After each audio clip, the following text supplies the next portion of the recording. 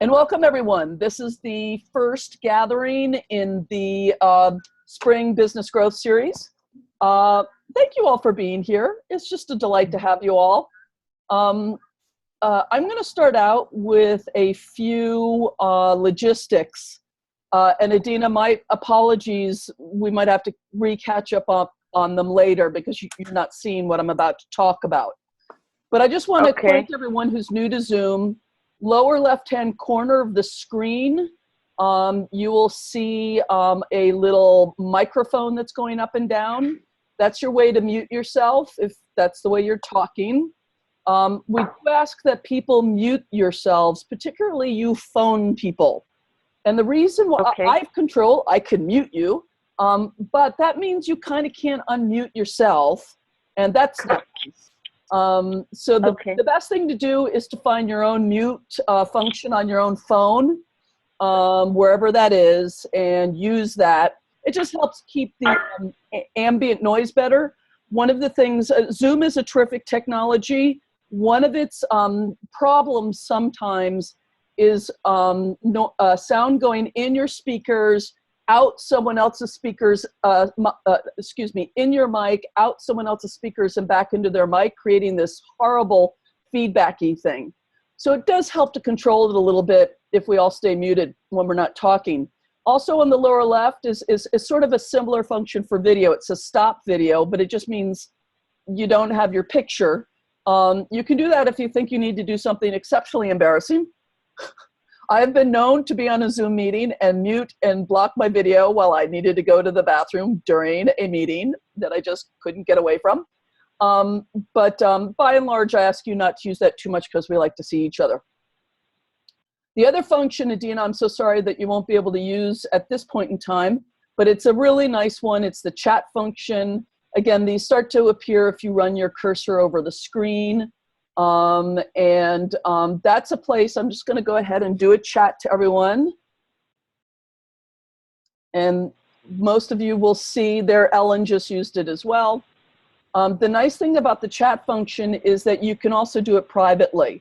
So if Judy is sharing a celebration and Ellen wants to say, bravo, Judy, kind of personally, she can just do it to Judy. Or if, you know, Ruth says, I really need help with Facebook, and Ellen thinks she's a Facebook expert, and she'd be happy to help Ruth with that. She might chat to her privately. Let's talk about this later. I think it can help you out with that. Those are ways we can use the chat function a little bit. You'll also notice down there, I don't have your screen. My host function is a little different from yours, but somewhere down there, if you poke around, is a way to raise your hand. And so later on, we'll be doing breakout sessions, and I'll talk about that later. By the way, if you need a snack to get through the evening, that's fine. Don't worry about it. Munch away. Again, just keep your mute button on as you do that. The structure of the class, we're going to be having some lectures, lots of sharing, and lots of exercises. There are going to be moments when I set aside time for Q&A, but mostly I really just want you to interrupt me, or when I breathe for air or something, just ask your question in the moment. You know, unless I'm in a, you know, instructions or something, maybe wait till the end to see if I answer the question as part of the instructions for the exercise, but otherwise, let's let this be really interactive. We are going to be having small group exercises, which means using the Zoom function of the meeting rooms. I'm going to get to that later on, but I just want to let you know that's going to happen. It's one of the magical things about Zoom and makes me want to have Zoom's babies. It's just so wonderful. I love Zoom. I actually think Zoom is, there are 4 out of 5 of us are family constellation people on this call. It's a special gift to family constellation people who want to do distance work. It's actually the best platform I've seen so far. It's quite wonderful, but for lots of other stuff too. And we're also going to do some screen sharing along the way, in which I'm going to just share some bullet points and stuff. You can take notes as you like as we go along. I will send you those PDFs after each class. As I said, did I say short break in the middle, 10-minute break in the middle, just to give ourselves a chance to go on a break. Now, to start out, I just want to do a little bit of an introduction, and then I'm going to invite you all to introduce yourselves as well. And Ellen likes Second Life. God, I was on the early phase of Second Life with some classroom stuff when I was doing a PhD that I didn't end up finishing, and it was rough. I'm wondering if now it's a lot more, is it easier now or something? God, back then it was super complicated. I didn't quite get it, but excellent. The Second Life. Everyone can now look up Second Life. Okay. So I want to share screen. Let me make sure my share screen stuff is set up properly.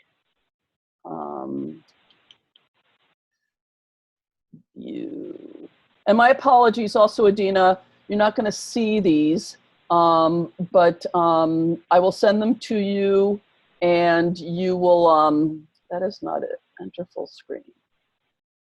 Is that it? No, that's okay.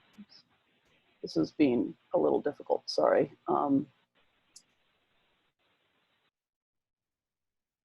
File, no, not Firefox. Oh, well, I'm just gonna have to do this without doing the usual. All of a sudden, Google Docs got very weird for me, and I can't fix it because I can't figure out what I did. I will just show you the screen anyway. So I went through the housekeeping already. So I just want to say a few things about us and why we're doing this series. There tends to be some stuff that's special about folks like us. This is a reminder for some of you, and it's new for others. What's special about heart-based practitioners? First off is that they often, not always, but often don't know a lot about business. And they weren't originally attracted to business. They were attracted to their modality, family constellations, NLP, whatever their thing is. And so when they find that they have to do business, it's not from a place of real like, woohoo, I love business, yay. For some of us, we've got kind of family histories or cultural mindset or something around feeling that business may be unethical or tainted. We have a lot in common with artists in this sense. How dare we, be paid for healing, that sort of thing. We may have personal family history around financial success. That's very true for folks in this category. We may also have already invested in business growth programs that weren't a good fit. So this is often part of the challenges that folks like us are facing. And so this series is about letting us know that we can do business in a way that feels in full alignment and is a lot more fun. The big thing about when we're talking about business is reframing it so we can think about it differently, and then doing the healing work so we can roll up our sleeves and kind of jump in. I do have some presuppositions that you'll find that I refer to over and over and over again. The first thing I invite everyone, wherever you are, whether you have a business or you're just thinking about having one, is to start enjoying it now, rather than waiting for some moment when you'll finally get to enjoy it. It really is about the journey. For all you perfectionists out there, my main healing phrase is good enough for now. A good enough website, a good enough niche, a good enough price, a good enough program. We don't want to put out sloppy work that we know isn't, as excellent as we can do. But that, we don't want to let the perfect be the enemy of the good, which is one of my favorite sayings. I'm going to invite us to try things in a spirit of learning, of feedback and not failure. I modeled that a little bit in the marketing for this program when a bigger program that I marketed for this spring didn't enroll the way I expected to. Needless to say, I felt discouraged about that for a little while, and then I sort of sat back and I went, okay, what can I learn from this? What can I do going forward? This is a spirit that we really, really need in business. I was talking with someone the other day about something they had tried to do. It hadn't enrolled. And I said, great, excellent. And they were like, what? I'm like, yeah, what would we like to do different next time? Rather than just stopping. Yeah. I don't mean to be cavalier about the discouragement that comes with trying things and them not working. But it is something we have to build some tolerance for to be in business. It's really part of the path. I'm very big on long-term sustainability versus short-term enthusiasm. A lot of marketing, 6 figures in 6 months, that kind of thing. If you've got the ecology for that, then I recommend you go for it. But the rest of us actually have to build and create something that's going to sustain and be around for the long term. And a lot of the things that go into business aren't about quick responses. It's about building relationships and making ourselves visible in certain places that build something over time. And we see benefits from over time. There are best business practices that I teach that, everybody teaches. It's not magical. It's not something that only Leslie knows. But if anything feels out of alignment, there's almost always another way there. I really want to underline that. There are times when I teach something and people are like, I don't like this. Then let's just ask the question whether there might be another way there.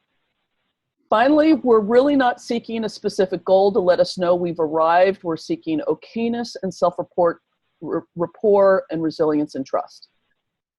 These are the really, really key elements for being able to do this over the long haul. Just to kind of appreciate ourselves and feel good about ourselves, know we're okay, have a quality of resilience and trust. These are the things that help us stay in order to build and create businesses, which is what we're all up to here. So those are some of my presuppositions. I return to them over and over and over again. And I return them to them for my sake as well, by the way. So I want to move into the introductions now that you just have a little bit of an introduction from me about what we're up to.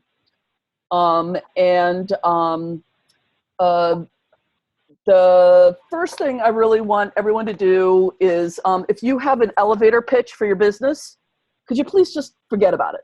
Just forget about it. Just share what you're doing and why you love it. Don't worry about selling or, putting it in the right marketing language if you know what that even is. Just share what you're doing, what you're up to, and why you love it. Teeny bit about yourself, like where you live, that kind of thing. And something that you hope to get out of this series for you and your business in the next few weeks and months. So who would like to go first? Great, Ruth. I'll start. Okay, I'm not muted. Well, I love family constellations, and I What's your name? So much. Oh, my name is Ruth. There you go. Thank you. Okay.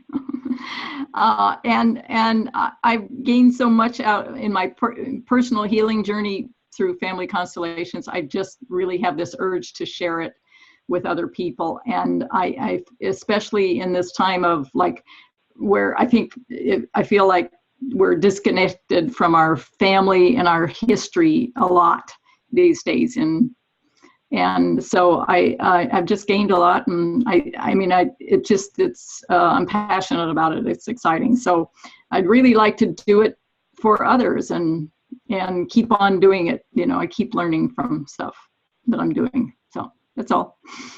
And is there something in particular you might like out of the series? Oh, out of the series. I'm sorry, I was spacing. That's all right. Well, frankly, it helps me it helps motivate me to really get serious and to get things in concrete rather than just in my head and imagination. So that's very helpful. Okay. That's what I So to want. be motivated, accountability, help you move forward. Yep. Excellent. Great. And why don't you call on the next person? I'd go next. Okay, Oh, sorry. great. Adina, you go for it. Or is that Ellen? Okay. That was Adina. Great. So let's see. Let me read the questions again. Just your I'm a name. social worker. Yeah, and what you do. Yep. What do I do? I am a social worker for the past, I guess it's been six or 7 years now. I went back to school in my early 40s to get an MSW after having a master's degree in education and doing conflict resolution, prejudice reduction, and bullying prevention kind of work in the schools back east. And then I started a nonprofit in New Mexico because I had this very unfulfilled kind of part of me that wanted to change the world. So I decided to move to New Mexico and start this little nonprofit to do work with at-risk youth, and wound up being really moved by the foster youth that I was working with and wanted to really help them in a deeper way. And that's how I got drawn more and more into going back to school for, to study psychology more in depth. And I'm about to be licensed as a therapist, which is very exciting. But what I've been doing the last couple of years, not entirely successfully, is working to build a private practice, working with couples who are parents. And I myself am a step-parent, and I've had a lot of struggles with that, but have, I think, overcome most of them. And what I'd like to get out of this is understanding how all the puzzle pieces of my life fit together, because I also have a background in art and theater, and just cannot seem to put it all together into a working business. I really think that's my biggest challenge, is figuring out how to put it all together and how to create a business from what I do, rather than always working for other people and not feeling like I can really utilize what I do. Did that make sense? Could That's you all great. hear me? Perfect. Thank you, Adina. So you can. Also, I can't. I'm sorry.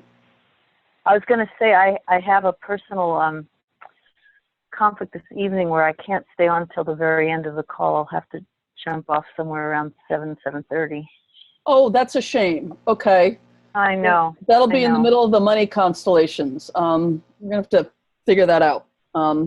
Okay. See if I can jigger stuff around. I'll put some thought to that. Okay. I did have I did have some sessions on money stuff, by the way. I think I was telling you that. Right. So I don't feel so bad about that if that's what I'm missing.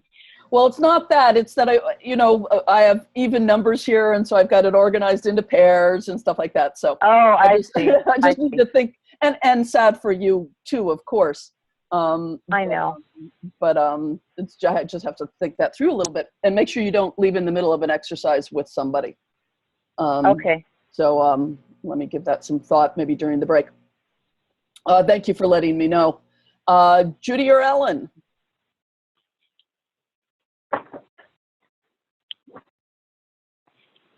And Okay, can you hear me? Oh, now Ellen can speak. Okay, we'll get you next, Judy. Okay. Oh, sorry. Did you want to go, Judy? Go for it, Ellen. Good? Just go for it, Ellen. Yeah, I'm here. I live in Danville, and know Leslie because I go to anybody who's doing constellation work, and I love Leslie's work. My last 10 years has been in organizational development in healthcare, and spent a lot of time trying to figure out how to help people work together. And when I ran into constellations, I just went, wow, this is. So I've been trying to figure out how to integrate those things, how to bring constellation into that sort of consulting life, or leave the consulting life and just do constellations, because I think, as Ruth said, I've gained so much personally that just doing that piece of it would be enough. and useful. So I think part of what I'm doing right now is trying to figure out if that's what I'm doing, is leaving the consulting world and coming into just doing the constellation work, or because of trying to make it work in organizational development, I developed sort of a network there with the consultants, and I also know that this is very powerful in helping consultants see their own relationship to their own clients. And so one of the things that I did in the last year is hold sessions like that, and I do see a glimmer of, oh, that would be a niche, that would be, a fine way. As Adina was concerned, I am too. I have all these past lives that I like to integrate, and sort of make them worth all come together, weave them together. So that's is that enough? But yeah. So I think I'd like to get a little bit of clarity out of this, time. Okay. Okay. Thank you, Judy. Yeah. And, I'm guessing that if anybody wants to send me a chat, they have to send it to Bruce because that's what the system sees me as. Yeah. Yeah, it's good to be here. I live in Boulder, Colorado. And, I've been doing a lot of really creative things for quite a while and not really making any income at that. And so I want to shift that because there's so much that I offer out of a multitude of things coming from the past. And right now, at least in the short term, in the beginning of the business, I want to focus on constellation, potentially family constellation for individuals and their family questions and problems. And the larger work that I'm really, really called to, I would say, is larger systemic constellations, around issues across the world of collective trauma, like that of our racial history and slavery, or of the Native Americans and the near genocide of those people and the history that's held in the American consciousness. And you could go on, and you can see it playing out in the political arena. I mean, all the kind of crap that's coming to the surface. And so there's a lot of work there. It requires a lot more to bring people together to do those kinds of things. I am part of a group that's looking at doing that, and we'll host an event in August. That's and awesome. I'm guessing I would like to find a way to integrate that piece of my work into my own personal business to somehow make that link and connection. And part of, I am doing a constellation group in 2 weeks around healing our histories with the Native peoples. And a whole bunch of people are coming to that. So that's my putting my foot in the water. And as you've said, Leslie, just try it and let's see how this works. What do I think was good or not? And yeah, but I'm taking this really because in the past, I know a lot about business, but what I don't do is ever do it. I don't like it that much, like you said, but I have an MBA. Anyway, Wow. I want to find a way. I can't fix that. I can't fix that you have an MBA, Judy. I'm sorry, that's beyond my poor abilities. Right. I don't care to use that in any kind of way that relates to those old days of business because I'm turned off to that now. Right. Yeah. But just to have the accountability and the motivation to apply whatever parts of that we learn here to what I'm doing so that I can bring in some income and be sustainable. Yeah. Great. So thank you. Thank you. Thank you, Judy. Thank you, everybody. By the way, I feel the need, somehow before I got on this call, it didn't occur to me that 3 out of 4 of you would be family constellations people. I've never had that be quite so. I've usually had more diversity in terms of who's been in my various classes and workshops and whatnot. But also that we're going to be doing a lot of constellation work because I'm a constellation facilitator. So Adina, I just wanted to let you know that constellations is a modality that helps us understand systems. I know. I have friends who are big practitioners of probably know. You know one of them, actually. Oh, good. Great. Excellent. Yeah. I just didn't want us to be speaking Greek with someone else in the room. So I'm glad. Excellent. You are familiar. I mean, I haven't been trained in it, but I know quite a few people who practice it. So Great. Have you been to any and represented? have I been to what? Any constellation events and represented? I have not. I've just had 4 or 5 sessions myself personally, but no, I have not. Oh, so you've done one-on-one. Okay, great. Okay. Yeah. So, I have one here tomorrow that you're welcome to come to if you want to try it out. Oh boy, where's there? In well, Danville. We can take it offline, yeah. yeah, you guys have each Oh, other's wow. emails now, so feel free to do that. Okay. And who is that? Who is that that's in Danville? Ellen. Ellen, okay. Excellent. Okay, so this is exactly what I actually want to do. I want us to do some constellations. So those of you who, Judy and Ruth have been doing some of this stuff with me already. Ellen and Adina are newer to it with me. Ruth and Judy are both used to doing these Heart of Business constellations, but they're used to doing it in a different format than what we're going to do today. Up until now, I've done it as sort of a meditation, almost a guided visualization. Now you're going into meeting rooms and you're going to do dyads with each other. Woohoo! Okay, so, but it means I have to do a little teaching first about this to get us going. So, we're going to be doing lots of mini constellations as part of this series. They are the main format we're going to be using for doing the healing work that you've signed up for. We're going to do this specific one every single time at the beginning. And in fact, we're usually going to start the classes with this and then move into introductions so you can include any impressions from your this constellation in your opening share. It's going to be dyads, that is pairs. I'm going to put you into 2 groups of 2. And you're each going to take a turn. And in each constellation, one of you is going to represent yourself. So let's just, for a moment, say we've got Ellen and Ruth together. Let's say in the first one, they just decide, Ruth, you go first. So Ruth would represent herself, and Ellen would represent the heart of Ruth's business. And can't hear you, Ellen. Sorry. I just didn't understand the last word you said. Ellen would represent the heart of Ruth's what? Business. Business. Yeah.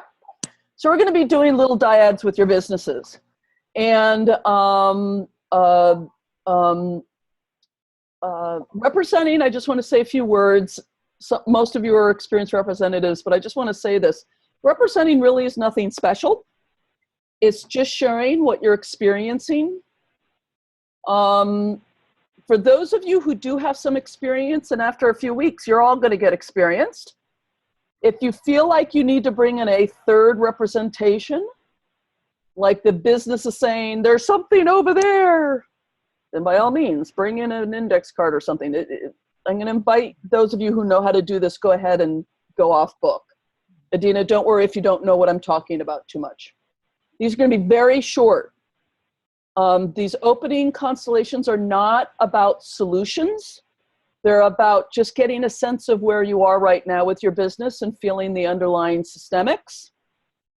The kind of things you can feel as, well, my business feels really big and I feel really small. Or, oh my God, my business feels really, really far away.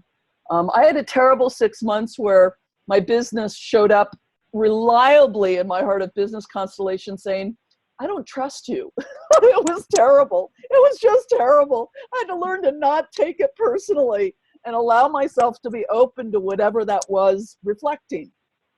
It passed. They're not always pretty. It's very nice when your business shows up and says, you know, I love you and you just need to relax or whatever, which is nice when that happens. But the business may show up and say, you know, I don't even know who you are, which And this is when you're representing someone else's business. It's really important, yes, to be kind, but also to be truthful. It's really, really important, to just say, you know what, I don't even know who you are. Yikes. And then that means for us, we want to be in curiosity mode. I'm getting information. Just when you're doing mindfulness meditation, whatever it is you do, that lets you just to sort of observe and go, that's really interesting. Now, the key for the person who's having the constellation done, this is really important. I need to, and this happens over and over again. I need you to just drop everything you know about what's going on in your business for the constellation. Because what usually happens is that the business representative will report out, I'm feeling really overwhelmed and I don't know what I'm doing, or whatever the business says. And then the person whose constellation it is starts to say, oh, that totally fits what's going on in my business right now. And then we put it back in the box of what it is we already know about ourselves and our business. So how do we counter that? The important thing is that when you are having your constellation done, please remember you too are a representative. So the business reports, and then you report, wow, I'm feeling really scared. I'm feeling really small. I don't understand what you said. I'm actually having a reaction. It's making me sad. Whatever it is. This is where these little tiny 5-minute little thingies can become very, very, very powerful, is when both representations report out a little bit. What I'm going to do is give you each 5 minutes and then switch, and then the other one, get theirs done. Okay. Now, here's what I would like to do. And Ellen, I think I'm going to ask you to do this with me. Because Adina's new to this, it really does need to be demoed for a second.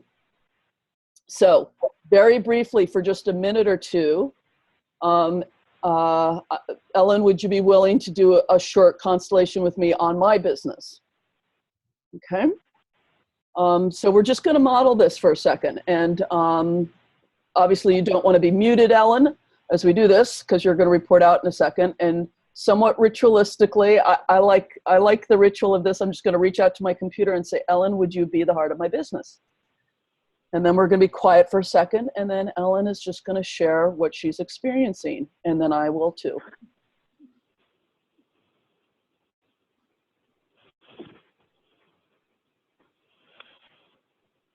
I'm standing up. So. Yeah.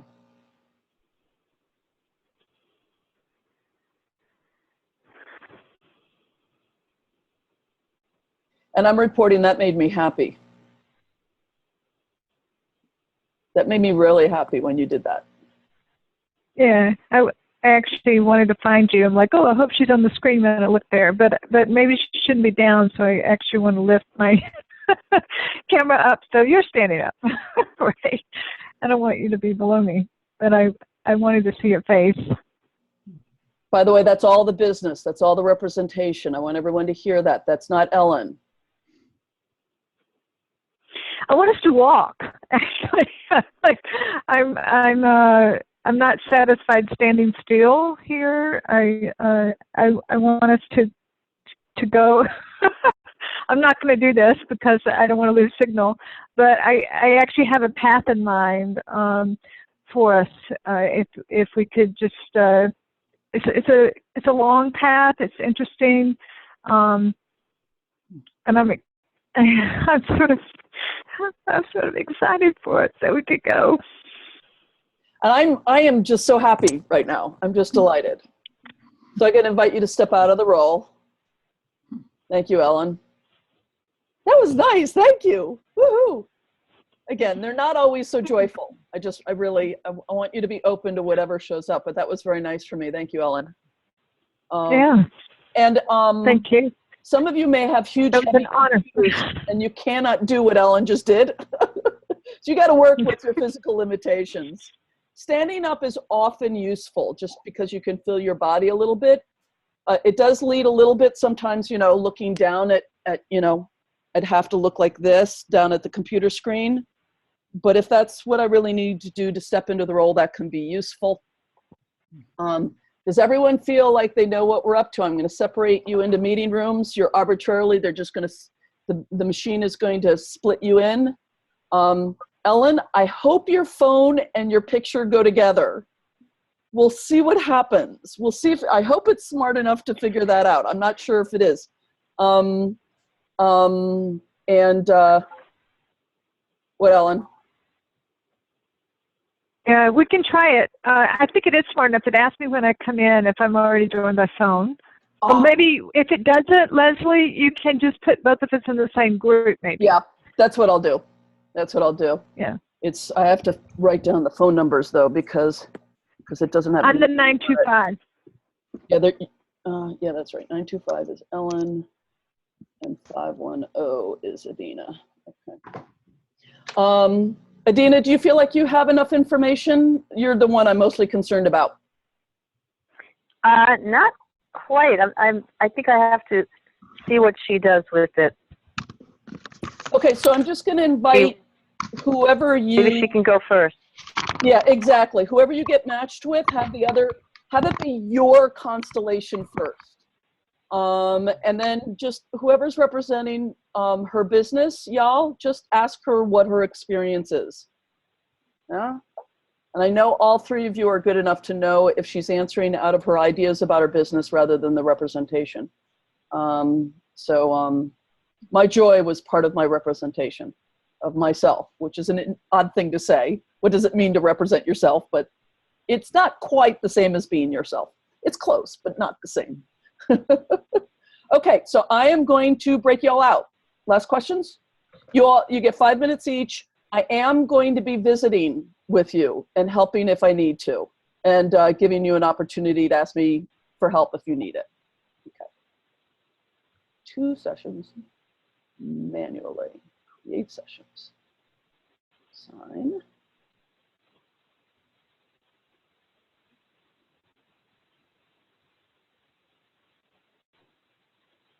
Okay.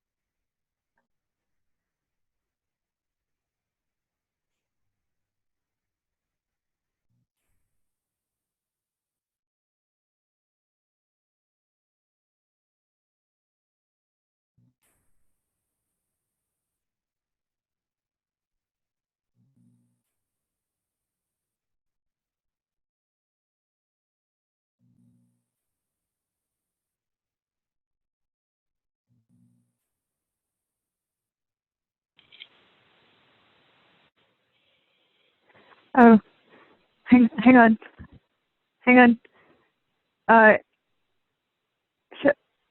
Hello. So Ruth was in the middle of a sentence when that magic happened. Ruth, I didn't hear your last sentence, so just so you know that. Yeah. Oh, okay. Okay. I heard the beginning, so we can continue it later. Sure, yeah.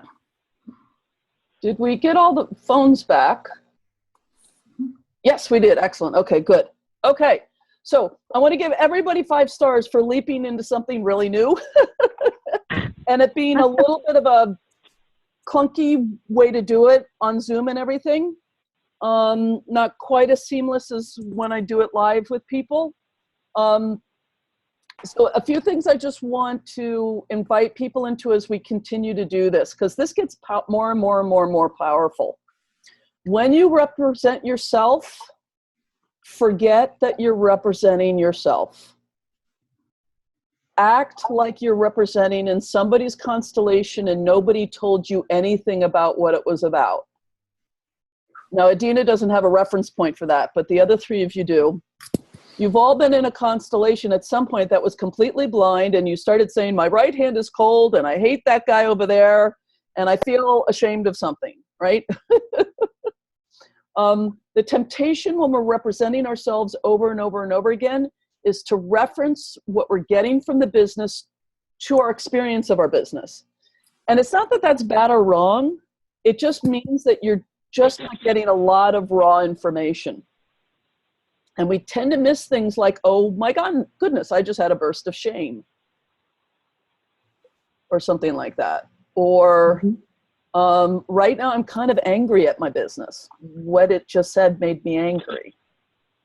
You know, those kinds of things that can go by so fast. I just want to really encourage people as you're experiencing yourself as yourself in these constellations to do your best to just show representative. And when you're being the heart of someone's business, this is a horrible thing, but I have to tell you all to stop being such nice people to each other. Just in the sense of, don't worry about the person. I mean, obviously be nice to each other. Do be nice to each other. It's always nice to be nice to each other. But don't try and find encouraging things to say, or just be in the representation and report out really, really, really cleanly. You will be more useful to each other. Those 6 months when I heard my business saying, Leslie, I don't trust you, were so painful, but I learned something really, really important from it that I wouldn't have learned if the partner who was representing my business had been busy being nice to me. The heart of business thing, this is going to get faster. We're not going to spend this much time on it in future meetings.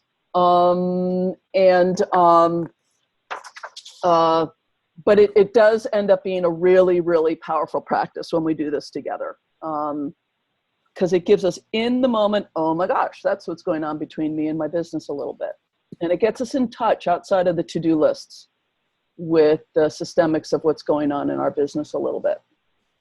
So at this point, what I want to do is shift gears. I'm going to share screen again because what I want to do at this point is get some voting on what it is that you want us to work on for the next 3 sessions. We can't do everything. So I want to just go through some topics. And you can all kind of unmute yourselves at this point. Hopefully our systems will be able to handle this.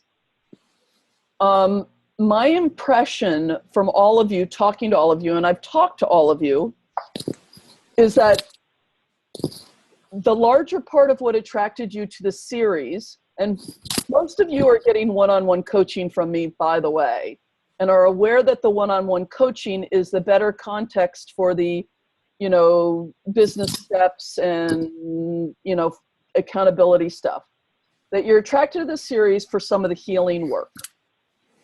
So, number one, do you want healing work and business work to be weighted 50-50 or more one or more the other? So I'm just going to go through all of you. Judy, what say you? Healing. Okay. And Adina? Oh, sorry. What are the choices again? Healing or? Healing work and business work, would you like those to be 50-50 or one of them more than the other?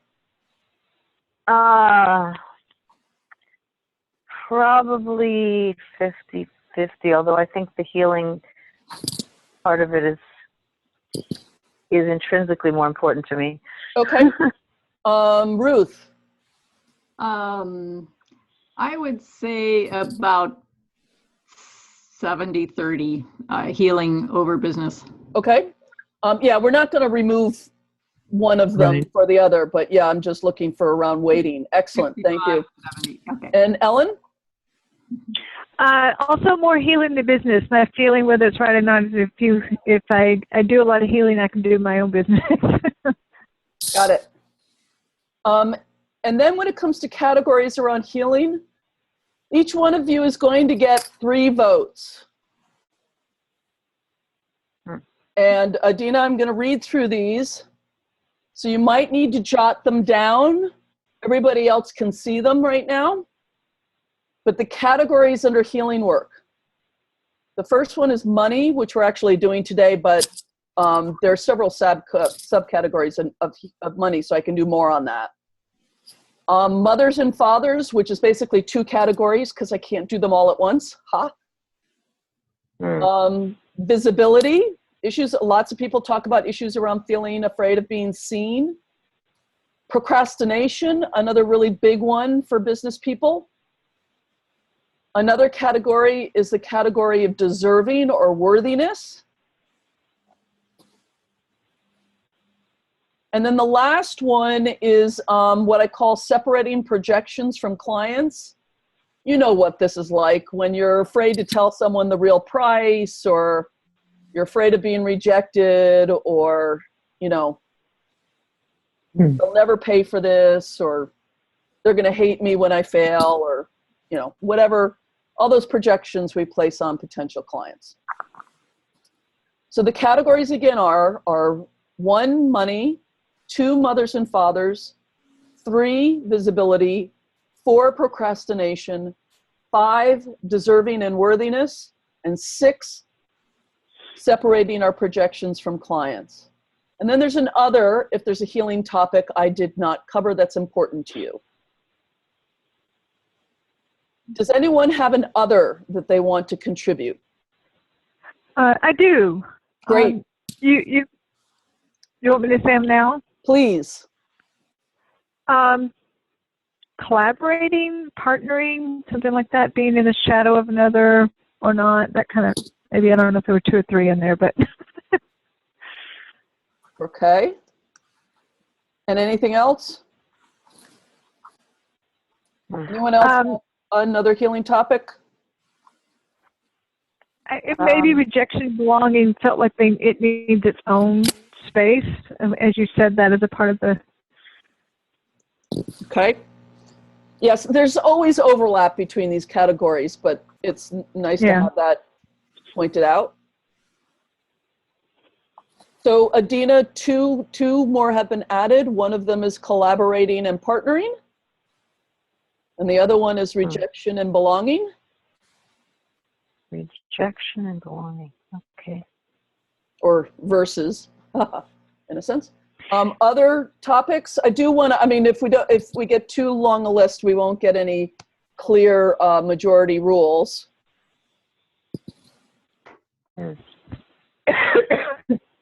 So here's what I'm going to ask you all to do. You all get 3 votes. You have to decide where you want to put the votes.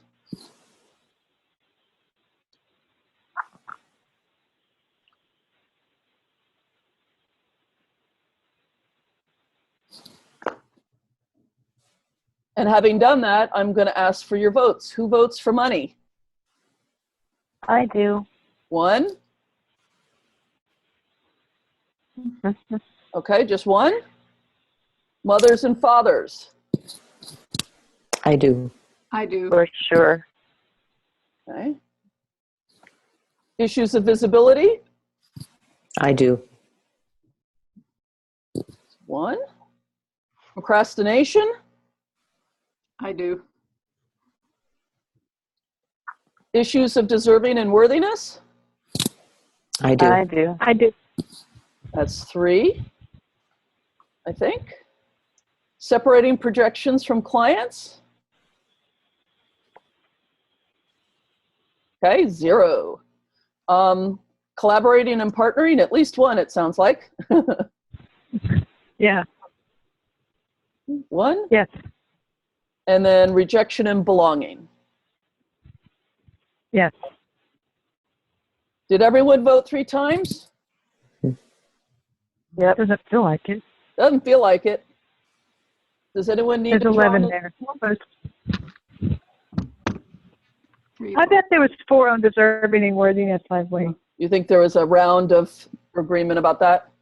Okay. Okay, good. Thank you for that. Okay, under business issues. Adina, I'm going to list these. So you might want to write them down. The first one is marketing. The second one is pricing. The third one is selling. The fourth one is niching, or what we might call creating your brand and focus. The fifth one is creating programs and services and products. Put products in underneath there. And the final one I have is systems and infrastructure. That's setting up your business.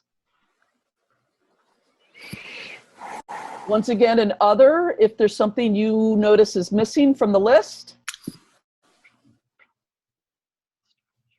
Anyone see something missing from the list that's important to them?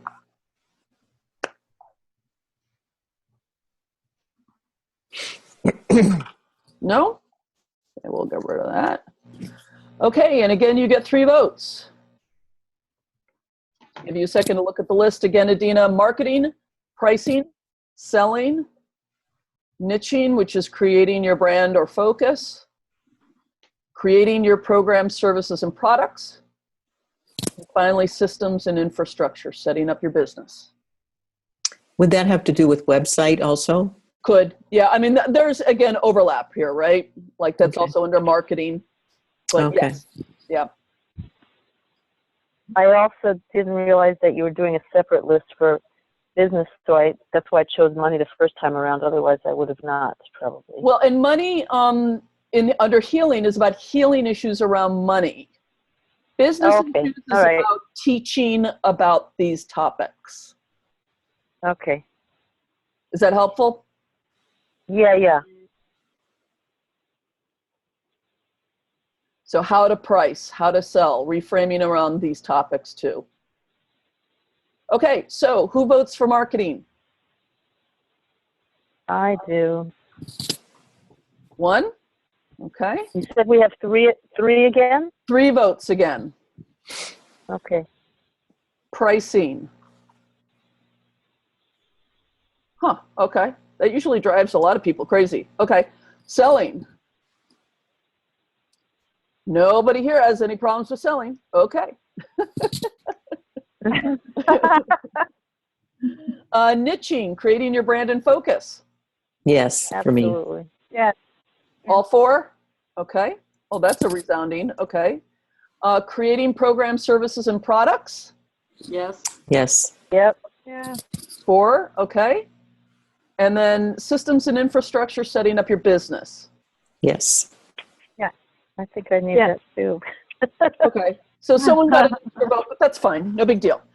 It's pretty clear where the focuses are here. This is really helpful. Thank you, guys. Okay. Okay, so at this point, it's interesting. I'm so glad because this is what I decided to do first.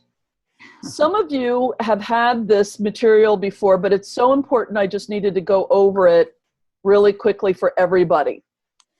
By the way, I'm going to take all that information and I'm going to go and design the rest of the classes around those. So that's the way it's been, the reason why I did that. And it looks like under healing, the focuses are, the 2 big ones are parents and deserving and worthiness. And then a little bit of all sorts of other stuff. So that will cover our bases. And then under business issues, it's the niching, the creating programs and services, and the systems and infrastructure are the 3 big ones.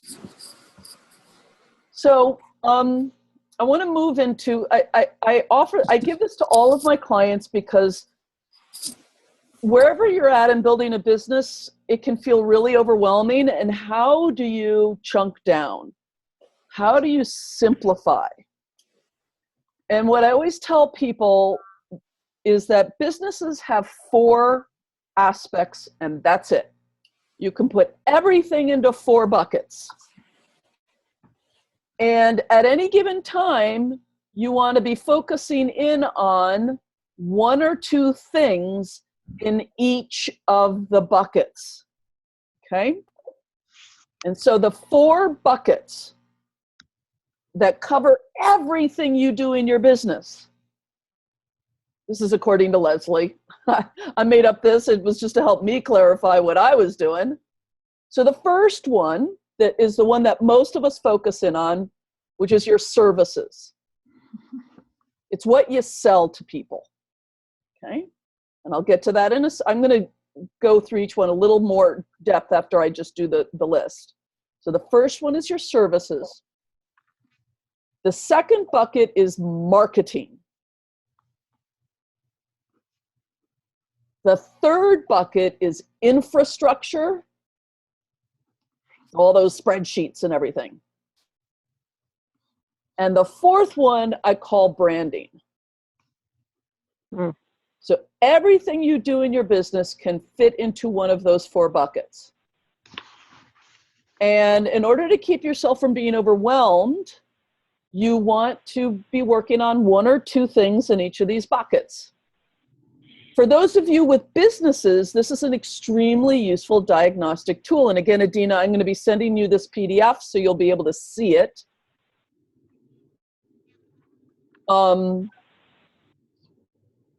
Because you can look at these 4 buckets and say, oh, I'm spending all my time on bucket 2 or number 3, or, you know, on bucket 1, but I'm not doing anything on infrastructure, et cetera, et cetera. Yeah. Most of us So have are they all equally? They're all more or equally less. important, is what you're saying. Yeah, they're pretty much equal importance. You've got to be doing all of them. So if there's one that you don't like, very frequently us folks don't like infrastructure, and so our systems tend to suck and do not support us very well. You know, we don't have a good invoicing system, or we're not tracking our customer information very well, or we're not following up on emails, that kind of stuff, right? A lot of us also ignore the marketing as long as we can, because we have issues around marketing. So to go through them all a little bit more slowly, the first one is your services. And this is an area that some of you had some interest in. This includes sessions, consultations, workshops, programs. It can be things physical objects like books, ebooks, home study programs, all that sort of stuff. So you go to someone's home and you feng shui their house and you charge them $75. That goes under bucket number 1. In the beginning, we need 1 or 2 services. And then as our business grows, our services evolve. The second bucket is marketing. And the thing that overwhelms us about marketing is that there's so many friggin' ways to market. It drives us completely crazy. So it can include Facebook, our website, sticking flyers up on the, cafe bulletin boards, going to networking events, newsletters, business cards. All of this comes under the rubric of marketing. And the key there are a few things you really do need. You really do need a website eventually, and you really do need a mailing list with a newsletter eventually. It's kind of not, in this day and age, with a few exceptions of the types of businesses out there, for folks like us, you need those 2 things. You're going to need a website, and you're going to need a mailing list with a newsletter. But everything else is basically optional. And what you should do are the things that attract you and you like. So I hang out on Facebook. I love Facebook. Even though I know it's evil, I hang out on Facebook. And so I do a lot of Facebook marketing. I have a friend. She's one of the few extroverts in this business that I know of, and she loves going to networking events. It's her go-to. It's what she loves doing. Some people really like researching local cafes and putting up things. So at any given time, you want to be working on 1 or 2 things with marketing. How am I getting myself known? How am I getting myself out there? The third one is infrastructure. These can be your accounting systems, your email services, PayPal, your customer service database. My rule with infrastructure is to only have as much as you need and not any less than that, and not any more. I do know a few people in our world who are very techy, and so they tend to get a lot of, they're always getting the latest productivity app, and they waste a lot of time on it. So I'm a very big fan of no less and no more than what you need. And generally with infrastructure, the deal is that once a system is not working for you very well, it's time to upgrade. And usually what that means is letting it bug you enough to make you upgrade. And until it bugs you, there's no need to. I still know people who do this kind of work and they use a hard copy calendar. I personally can't believe it, but it works for them. And until it drives them nuts, there's no reason to change it. As long as it works for them and they don't miss appointments, it's fine. And then the last bucket is branding. That can be specifically your niche, elevator pitch, taglines, logos, that kind of stuff. So all four of these are critically important, and you want to kind of look at your business and see, how am I doing with these four buckets? So let me pause. Are there any questions about any of this?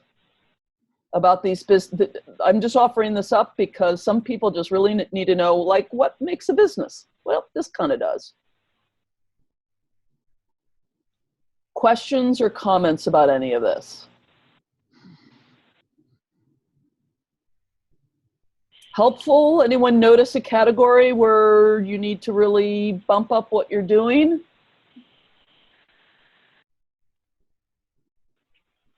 Yeah, everything but services. I have to actually get off the phone in a minute. Oh, okay. Okay. A little bit Sorry, earlier than you it won't thought. be like, yeah, it won't be like this the next time or the next two times, but today was Okay. an exception. Okay, well, we're sorry to lose you. We're going to be moving into a break pretty soon. Before you leave, do you just have a couple minutes? Yeah, go ahead. I do want to talk to everybody about partnering, which is not something I'm going to make happen or manage. But there are four of you. And if you want to use each other in any way to do accountability or check-in or connect or support, one of the great things in business is learning the ability to reach out to someone else and say, I'd like to work with you. And so reaching out for help and just making it happen for yourself. It's up to you guys if you want to do that and if you have the time for it.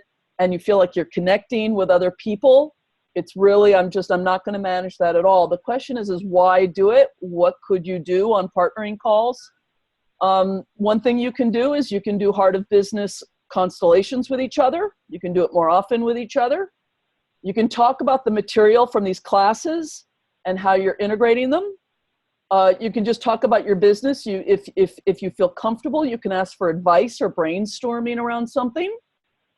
And everyone on this call is a practitioner of some sort.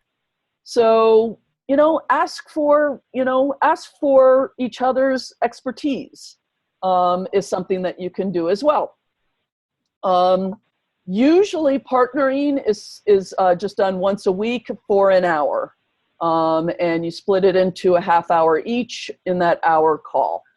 But if you're like, that doesn't work for me, you can, Ellen can reach out to Judy and go, I'd really like to partner with you, but I really like an hour and a half call every other week. What do you think? And you guys can work that out. I just wanted to name that as an option. Ellen was talking about collaborating and partnering, and you guys are going to start to get to know each other pretty well in your businesses. And so I invite you into that with each other. But it really is going to be in your ballpark, in your hands. Any questions about that? No, but it sounds good. I definitely will reach out to some of you. Good, excellent. And Adina, I will send you a invitation for the thing tomorrow night so that you have my email. It'll be Ellen at CareQuest Consulting. Okay, I know I can't do tomorrow, too short notice, but Okay. but let me know if there's another opportunity for sure, because you're nearby. I'm like 30 minutes from you. Right. Sure. Adina, where are you again? Livermore. Oh, Livermore. Okay. And I work in Danville sometimes. I bet. Okay. Thank you, Adina. Thank you, everybody. So what we're going to do Thank you, everybody. what we're going to do is we're going to say goodbye to Adina, and we're going to put this on pause, let everybody use the loo, get a glass of water. We will come back at 7:04 because I have 6:54 on my computer right now. So 10 minutes from now, if your computer's time is a little bit different. And see you all in about 10 minutes. Okay. Thank you, everybody. Thank you, Adina. Sorry to miss you. Me too. Thank you, Adina. My husband works at Okay. the lab, so I know Livermore. Oh, that's so I know that funny. traffic. Yeah. Bye-bye, Let's Adina. Yeah, do so- so we'll Next talk more. time. Okay. Yeah. Bye. All right. Well, okay. Thanks. Bye. Bye-bye.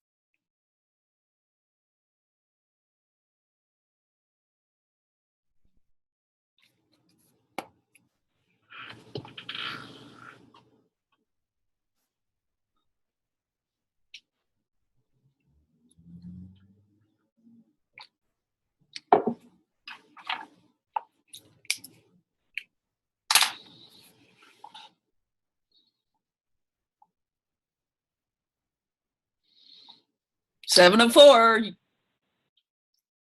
You and me can get to work, Ellen. Oh, here's Judy. And here's Ruth. I can't hear you, Leslie. You can't hear me? No. Oh, now I sort of hear you. Can you hear me? You know what? I'm sorry. I got my thing. There you go. Oh yeah, I should plug mine back in too. Hi everybody. By the way, I'm learning a little bit as I go along here.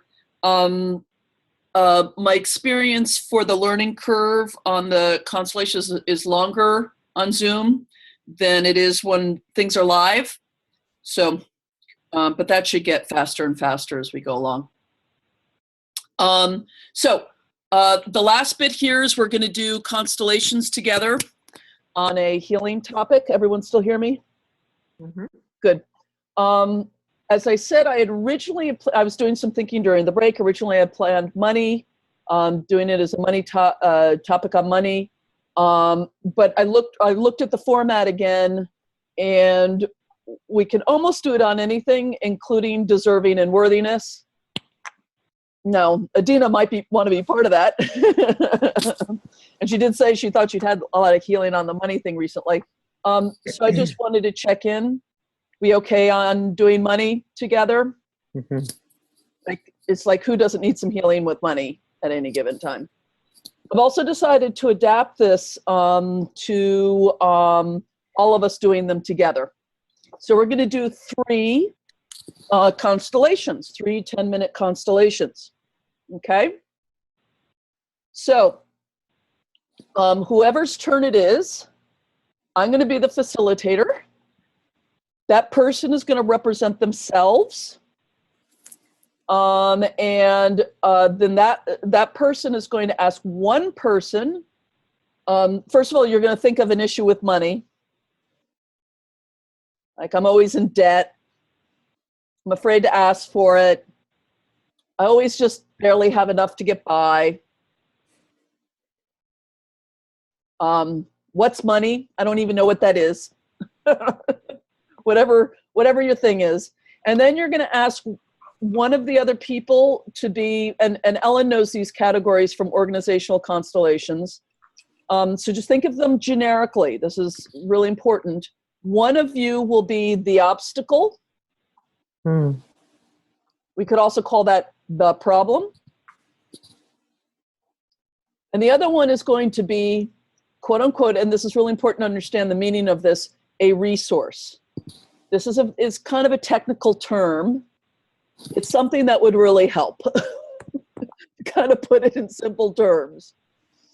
You know, we don't mean like water is a resource, right? And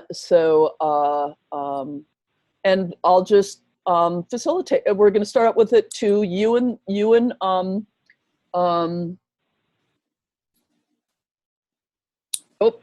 Except to let Kimmy reps. I made a mistake. Okay, never mind. You're going to start out with you, and you're going to ask somebody to be money. My apologies. That's what I left out. Mm-hmm. And then the third person is going to be the obstacle. We'll watch that on play out for a minute or two. And then that person is going to step out of that role and then step into a resource. And I will facilitate. Don't worry, I'll coach you along as we go. There's one thing I wanted to say. What was it?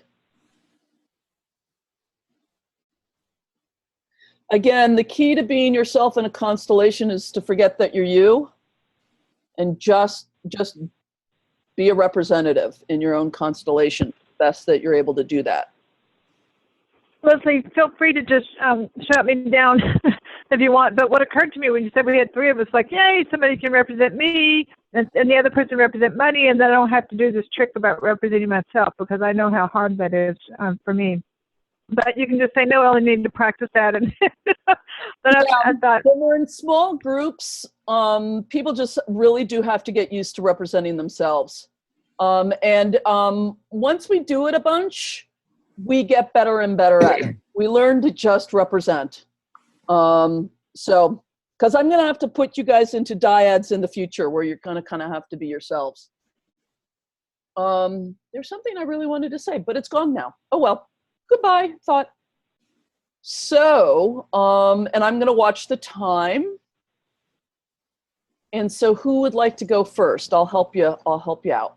Oh, the other thing is that, barring any terrible, this was the thought. If I have money and I want to get up and move around a little bit, don't worry about whether you're in the screen too much. Just do what you got to do. Just don't go, into the next room so we can't see you anymore. Because some people really do need to get up and move around just a little bit. So who would like to go first? I will assign you. Can't hear you, Ellen. I said, I'll do it if we're looking for a volunteer. Let's do Excellent. it. Thanks, Ellen. So, would you please ask someone to be money for you? I wanted to say, Bruce, Judy, would you be my money? I Yeah. don't know if it's my money. Maybe it's not my money. Interesting. People ask me this a lot, and it's just money. But here's the deal. Money's always contextual and has a meaning in your system. So that's how it's going to show up. Yeah. It's not money in some abstract sense of whatever it is out there in the world. So, Judy, if you could represent what money is in my system, and Okay. then Ruth, if you could represent the obstacle. So we'll just start out with you and money, Ellen, for just a second, and then we'll bring in Ruth. So Ruth, you Okay. just be yourself for a second, watching from the outside of the circle.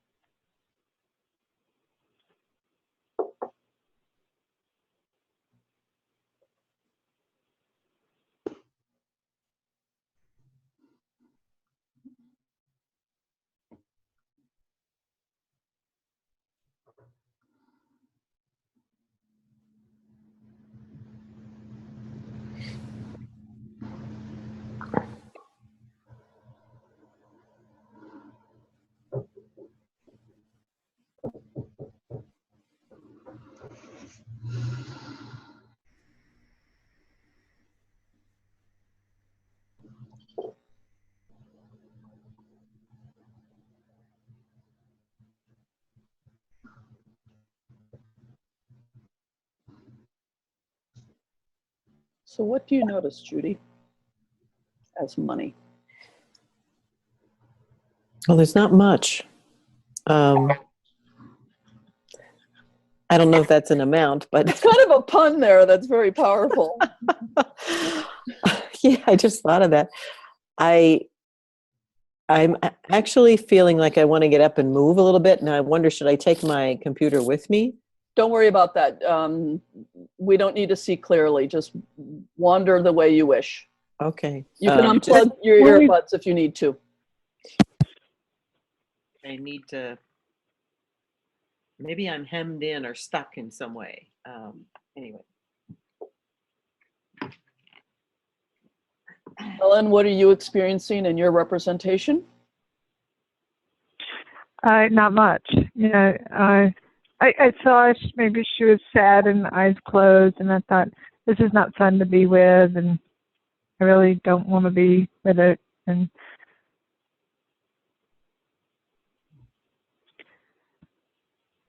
yeah. And as money stands up, does any of that change for you? Well, it looks a little, as I see her in the distance, at first I was a little worried she won't be able to talk anymore. I really want to hear what she has to say.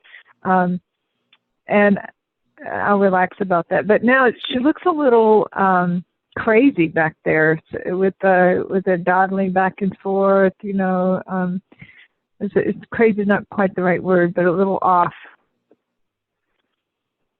what's the word? I just feel pretty But unsteady. not, sorry? I feel unsteady, and there's also a rocking. I feel like I just want to rock. Yeah. Yeah, I noticed the rocking. I noticed and there's a word that I haven't come up with yet that I don't like it. Yeah. Whatever it is that she's doing, I don't like it. Okay. Yeah. So Ruth, come on in as the obstacle. Just join the constellation. Okay.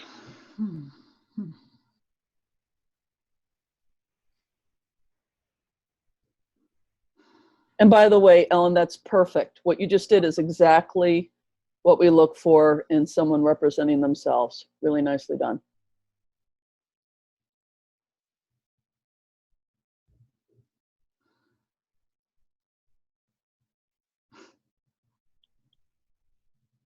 By the way, we wouldn't be doing these constellations if us and money showed up as all happy slappy. It's So. odd, but, as the obstacle, I mean, I immediately kind of had this feeling of being kind of pissed off.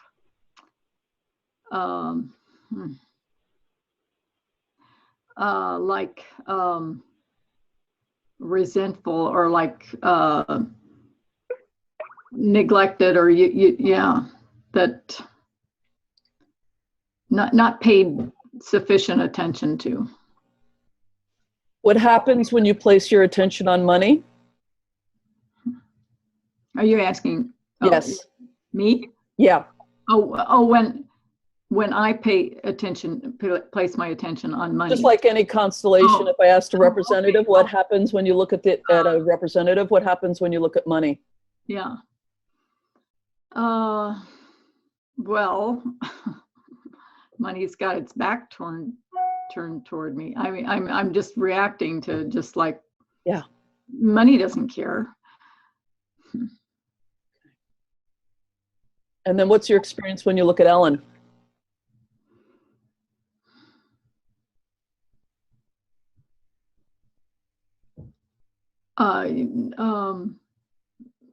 Ellen looks scared, kind of, or like, yeah, a little bit apprehensive.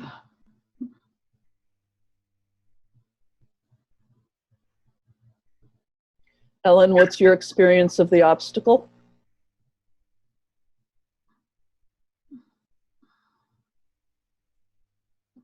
A little childish somehow to me. You're childish or it's childish? It's childish to me. I see it as childish, and especially the blinking and the sort of not solid and soft-spoken, and there's something a little bit not mature about the obstacle. And it's hard to focus on it because I'm really the money, it has turned evil, sort of, to me. It has a real personality. It has a real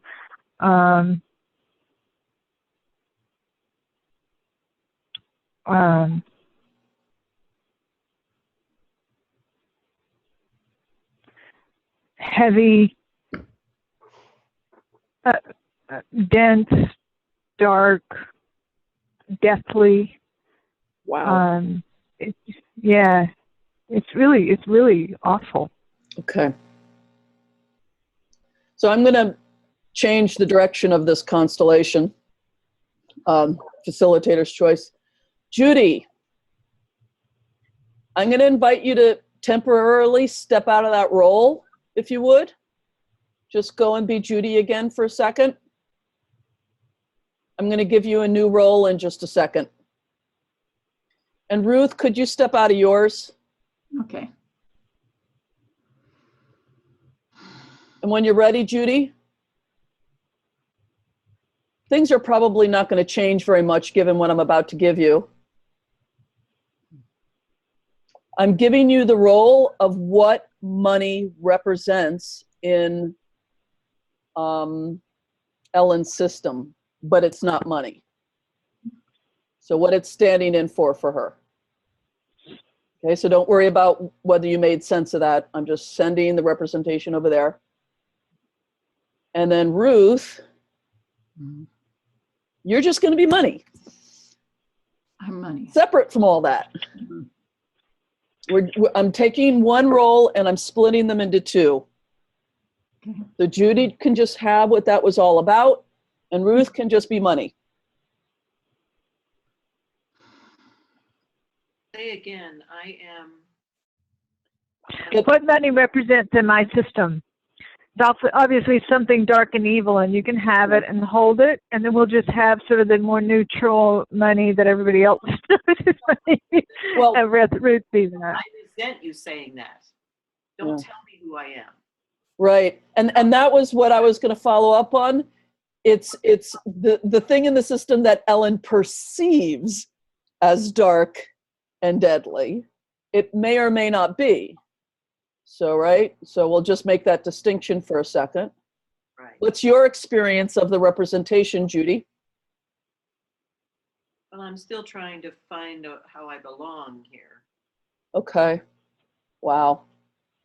Wow. Can everyone, oh, Ellen, feel that. Ouch. It's been something really hard pushed out of the system because it's gotten the label deathly and dark. And it may indeed be, don't get me wrong. It's been, yeah. And Ruth, what are you experiencing over there? I feel like kind of important and useful and like a vitality. Just healthy and like spring. Do you see Judy's representation of Yeah. of whatever that representation is? Mm-hmm. It doesn't have a good label, but it's got a specific role in the system. Mm-hmm. And I feel like she doesn't see me, that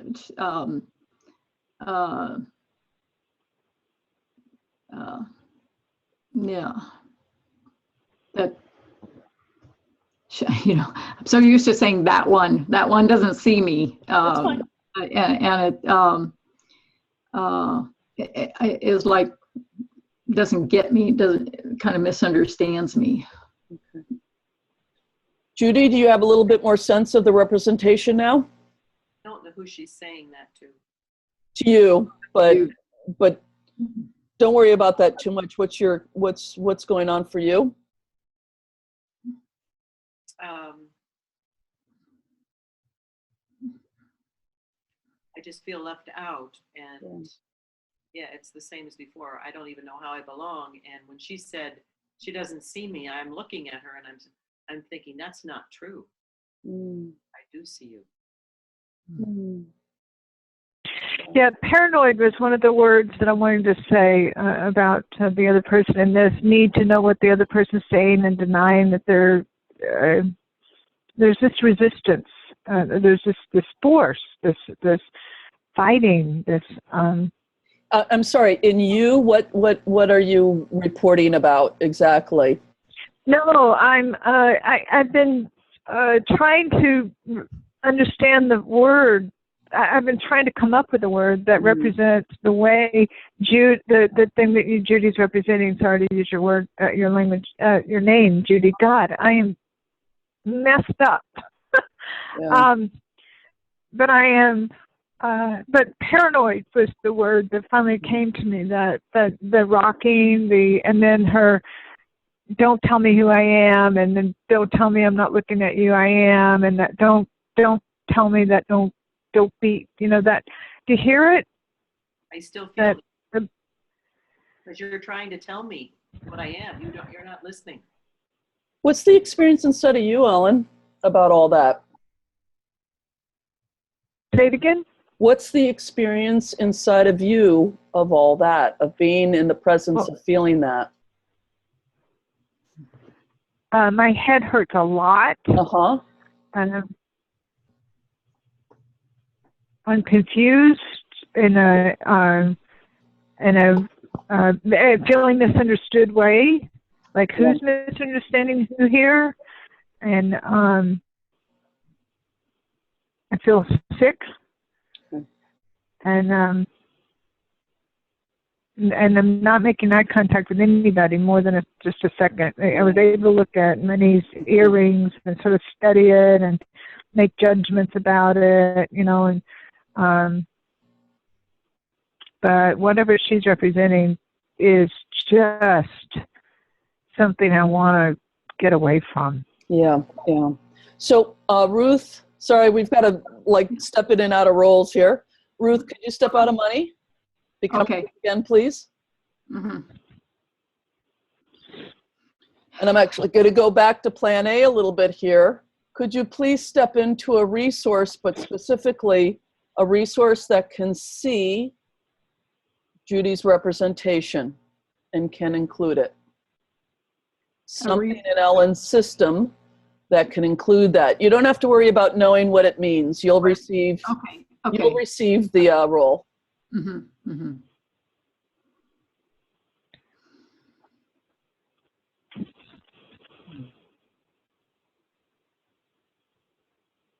Ooh, that feels better already.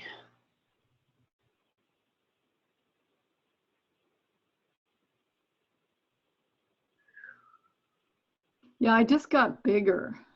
I just feel like I can put my arms around the whole thing, and I feel some compassion, and I do feel like it's I sort of get this hit that it's history. It's something yes. of ancestry. We are in ancestry land here. You I guess, yeah, right. But I mean, it came through real strong. Good. Yeah. And you're right. I just want to check in Judy's representation. How does Ruth's representation feel to you now? Sorry, we can't hear you. You seem to have. Oh, it feels good. Feels good? Ooh, and that made you come closer, which also felt good. Yeah, good to, I mean, I can see her and it feels good to know there's some kind of support there. I haven't felt any before. Yeah. Mm-hmm. Yeah, so thank you. So with Judy's representation, whatever it is, seems to be bearing the guilt of the system that can't be acknowledged or included. So Ruth, can you just say to Judy's representation, I see you? I see you. And can you say to Ellen, I'll do that for you? I'll do that for you.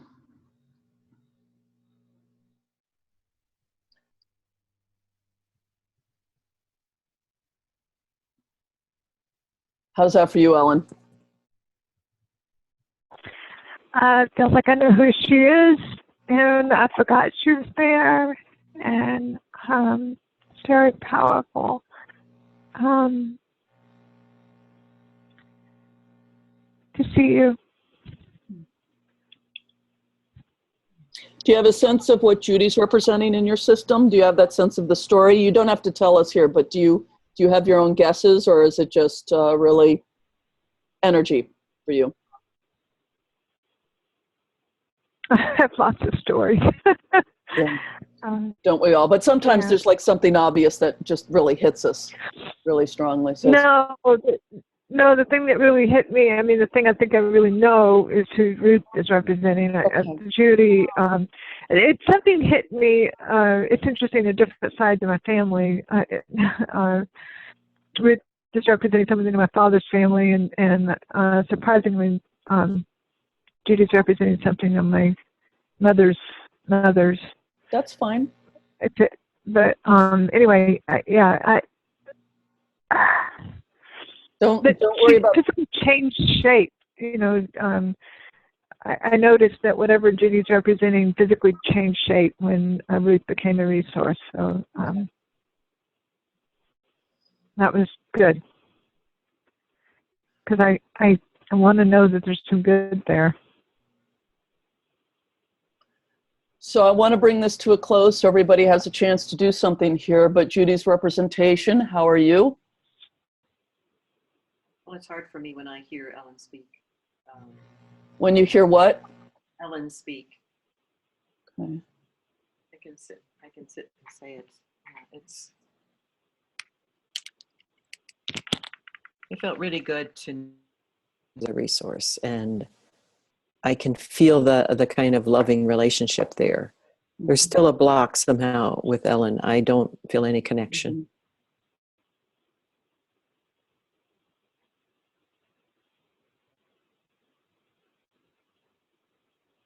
Yeah, I just want to say because I cut you off.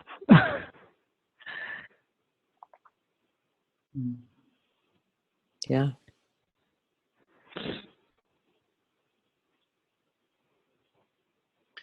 So I just want Ellen, just for a moment, really connect with whatever Ruth is representing, and you have a sense of what she's representing. Just go ahead and connect with that in the way that you're already doing. And then Ruth, connect to Judy's representation.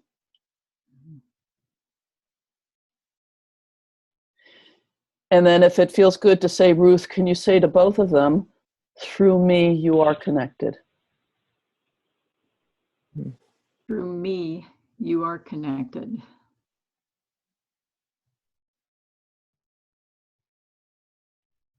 How does that feel, Ellen?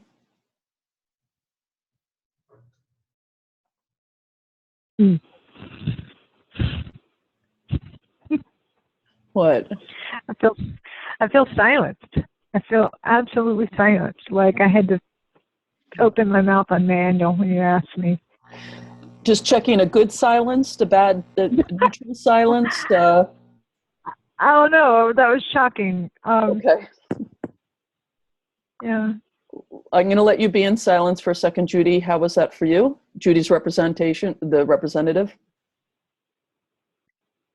I think it's okay to go through Ruth, to be connected that way. I don't totally trust it yet, but it seems like it's possible.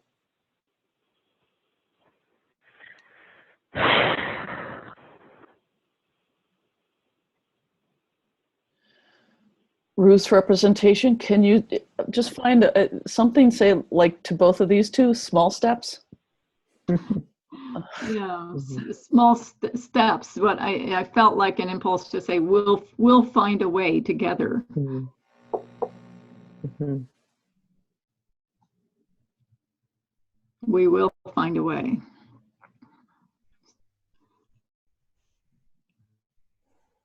Thank you. And we'll just notice for a moment, all of us notice a system for Ellen having to do with money in some way, where it seems to be important to include both of whatever these two represent. Like not just one and not just the other, but both somehow. When it's only one, some imbalance or stress enters in. Speaking very neutrally. Okay. So I'm going to invite Judy and Ruth to step out of the roles. Mm-hmm. Ellen, you just be yourself. Thank you. Yeah.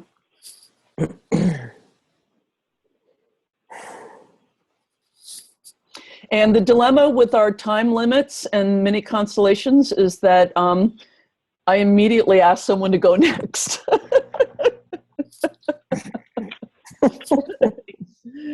So next up, Ruth's ready. She's ready. Yeah, I'm ready. I'm Please ready. choose someone to be money.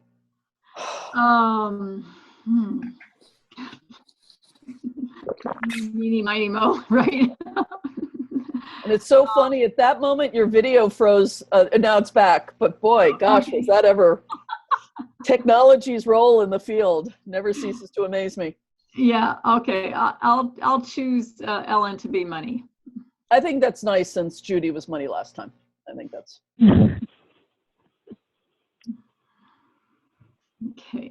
So step into your two roles, and Judy, just be a witness for a second.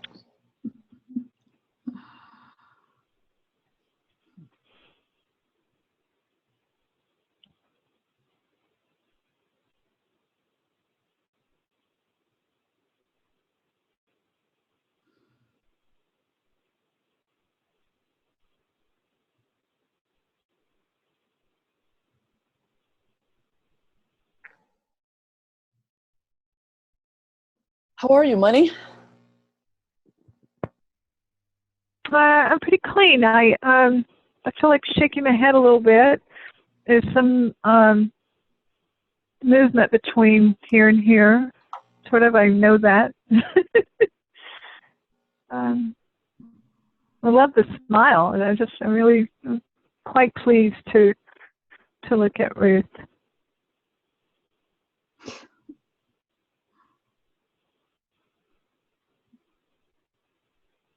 I don't know what the shaking's about, though. It doesn't have a word. It's just a movement of my head. Oh. What's your experience, Ruth? Yeah, it's like money's bipolar. I mean, it's just like it is kind of here. I feel like it's confusing, but it's because it's either really easy or So, real. Ruth, Yeah. stay in the representation. All right. Yeah. Stop thinking about it. What are you experiencing? It's like, yeah, money gets me. So you feel like that one over there, if you didn't even know its label, it would get you. It would get me. It's like, yeah.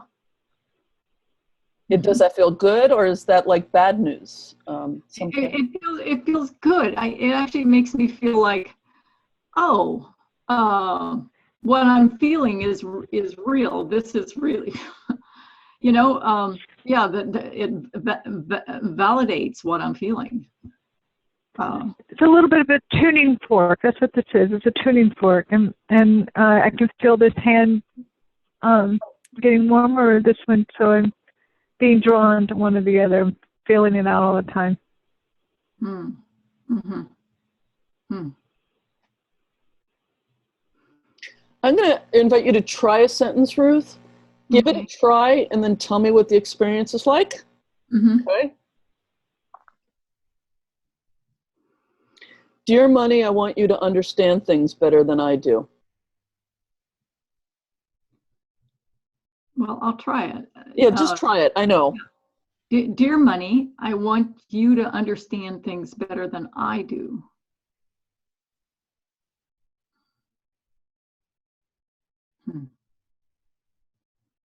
And I feel the answer is that money already does.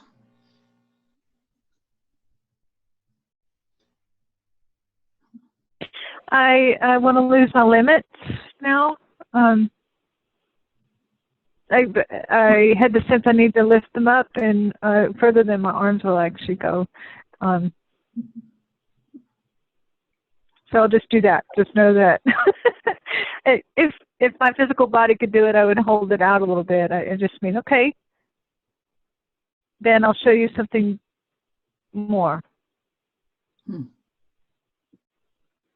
And how is that for you, Ruth? What's your experience? Wow, kind of elation and kind of a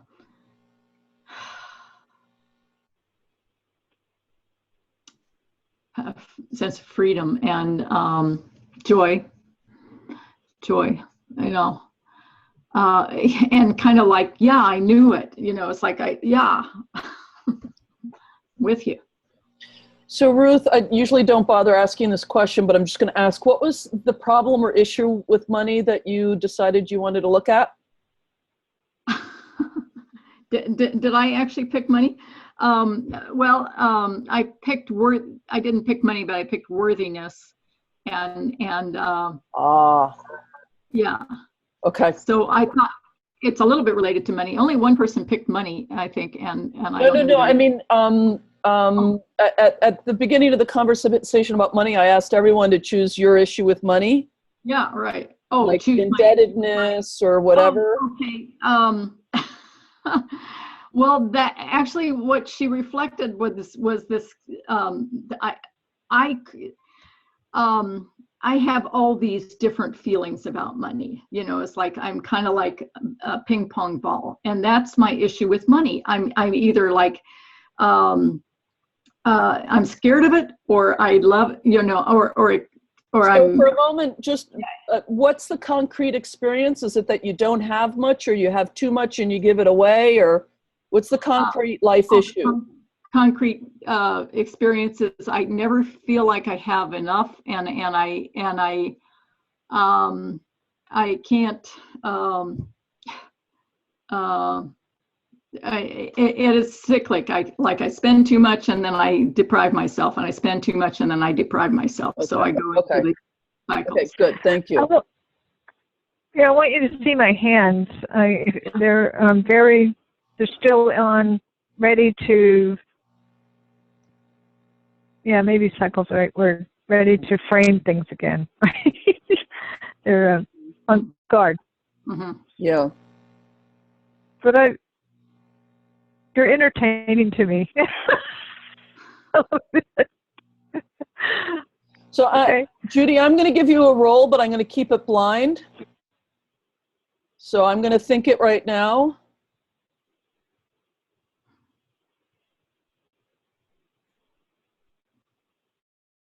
And then when you're ready, you can report out and if anyone has a reaction. I relaxed immediately, and I'm drawn to her.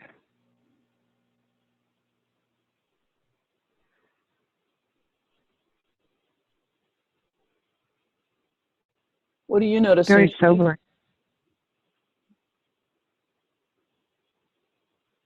Who said that? I asked Judy what she's noticing. Oh, okay.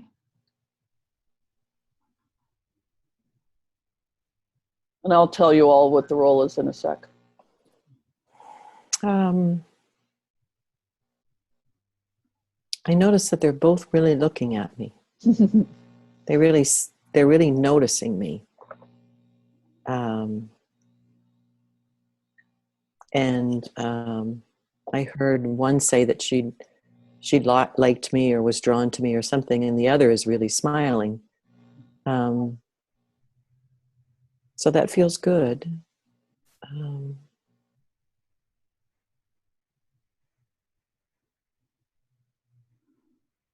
Yeah, it's still a bit of a mystery to me what my relationship is with them. But they seem to be interested in me. And Ruth, what's your experience of Judy's representation? Well, I did, you know, as soon as she came into the room, I just kind of relaxed. I felt calm and a little bit just supported and just, yeah. I don't know, I just calmed down.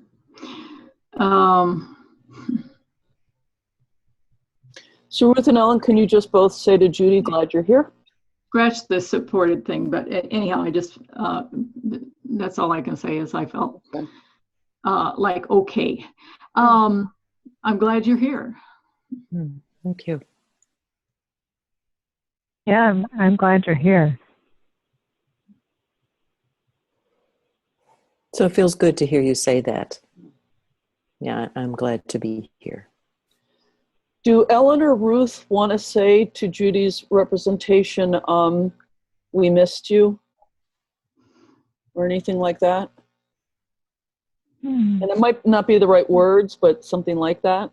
Yeah, I missed you. Yeah, I really feel like it took away this kind of, yeah, bouncing back and forth.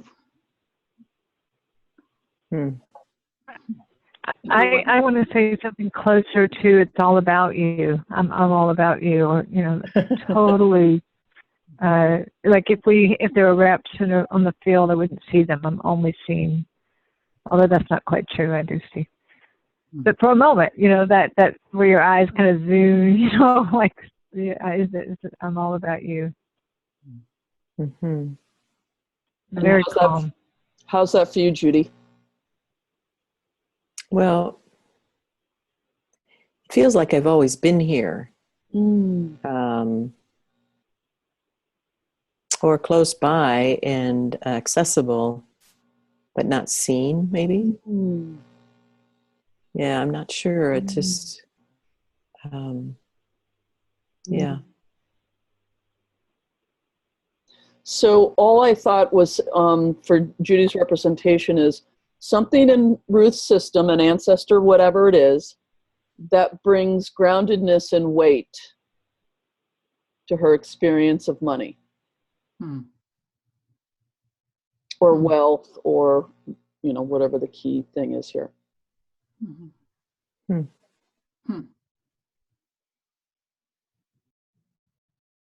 Yeah, it feels very grounding. Yeah. Ruth, check in with money. How does money feel to you now?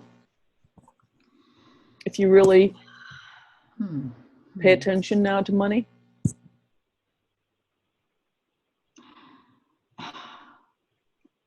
Well, if I really pay attention to it, money feels grounded and there, and for some reason I've like adopted this. I feel like this shakiness and this kind of like franticness sort of is somebody else's. It's not mine, and I've taken that on. I've adopted it. But it's not mine. I just sort of got that. I don't know whose it is, but it's, yeah. And money, what is your experience of Ruth now? I'm like, stop talking. Look at me. Stop looking over there. Right here. Stay with me. Ruth, how does it feel to hear money say that?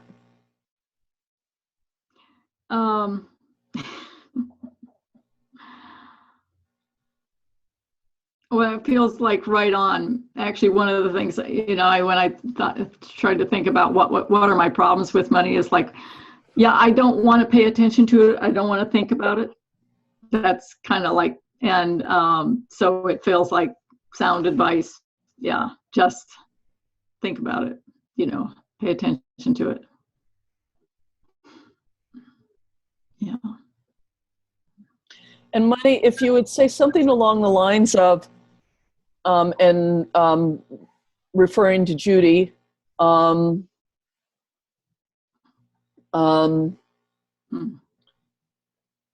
it's easier to do when you include her. Yeah. You skipped out a little bit. Say it again. Oh, Sorry. you want me to say this or? Yeah, money say this to Ruth. It's easier to keep your attention on me when you include her, referring to Judy. Yeah. It'll be easier for us if we include this one. Judy, yeah. Mm-hmm. Oh, thanks. How's that for you, Judy? Mm-hmm. It feels right. Mm-hmm. Okay. Yeah, I'm glad to be seen. Mm-hmm. You say, I'm important.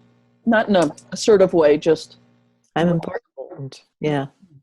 And I feel like I've been watching for a long time. Mm-hmm. Leslie, would you say again what Judy represents? The person or element in your larger system, family system, whatever. It could be person, people, whatever, place, that can provide you with weight and groundedness with respect to money. Mm-hmm. Those were the two words, groundedness and weight, that I used. Okay. So it's an ancestor or something-ish of that sort that hasn't been included. It's always been there, like all our ancestors have been there, right? Mm-hmm. I mean, constellations over and over again is we're having to remind ourselves that our attempts to exclude or forget are fruitless. They're always there. But nonetheless, if we don't see, it's as if in a way they weren't there. So anyway, it's something about that something around weight and groundedness that's been pushed out of the system. Yeah. And I'll leave that to you to mull over. Oh, yeah. Okay. I Oh, the light bulb just went on. Okay. Well, I'm going to bring this. I don't know if it. Okay. Last report. Yeah, just one. The word weight seems to be connected to how my sense of when you looked off, Ruth, into the distance and so on. The not looking off, but looking down here and staying here with me. That is associated with the weight. Yeah.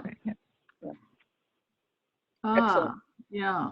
Okay, let's bring that to a close so we have enough time for Judy's. So Judy and Ellen, step out of your roles. Is everybody okay going over 10 minutes? Yeah. What time are we supposed to We have end? enough time for Judy's and just a teensy bit of processing at the end. I want to shut my door because I think I have someone here. You do. We've seen them walking back and forth. Oh, really? Okay, good. Right. I don't know who it is. But I think it's better to shut the door. So, okay. So one day I was working on the conference, and there's somebody who I do a lot of one-on-ones with, and anyway, and we took a break for a while, and but we left Zoom on, and I was watching a barely dressed woman walked out of his bathroom and through the screen, and I went, I don't think I was supposed to see that. Yeah. I told him about it months later. I didn't want to embarrass him at the time. Okay, Judy. Yeah.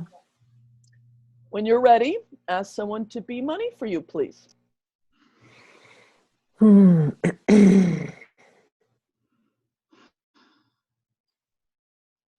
So I'll ask Ruth, would you be money? Okay.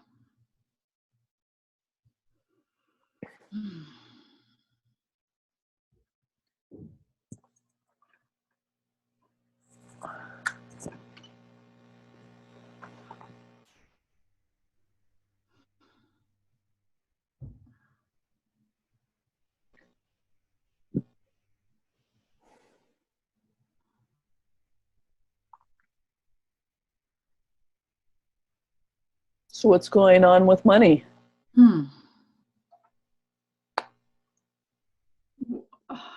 Well, actually, I feel kind of like I'm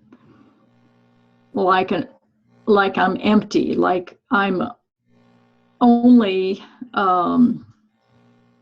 defined by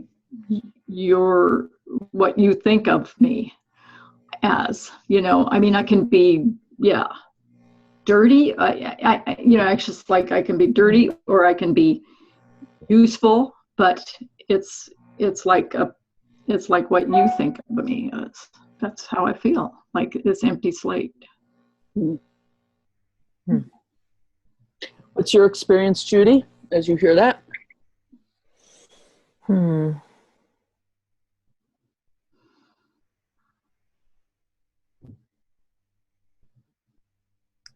I'm not sure what I feel. I mean, I'm wondering if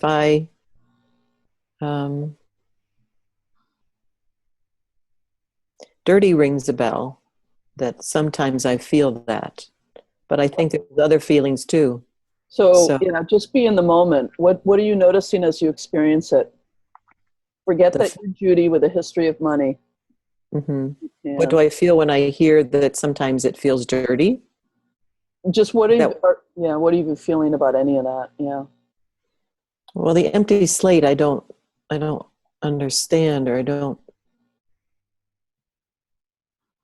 But yeah, it could be I'm feeling maybe I'm projecting various things onto money that don't belong there. And that's I- thoughts about it. What's the experience? What you feeling? Are you wishing that it had said something different, or what is what you're feeling? No. Yeah. I don't feel a lot. Okay. I don't feel sad. I don't feel glad. I'm not angry. Take a moment and open your eyes and look at the representative for money. What happens?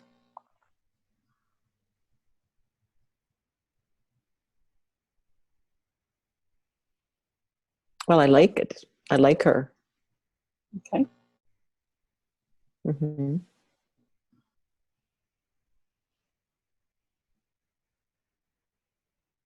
What I don't feel like going much closer, but I like what I see. I like what's there.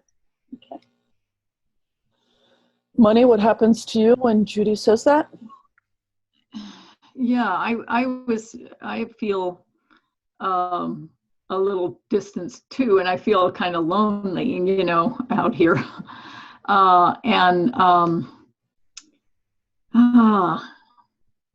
I feel like we don't have a strong connection, Mm-hmm. Mm-hmm. or like, you know, like you don't care about me that much.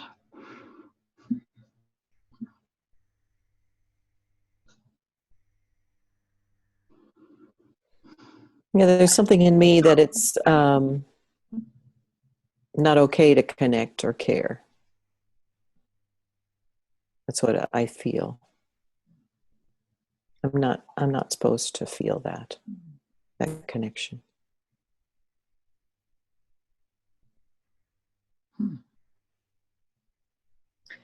And when I say,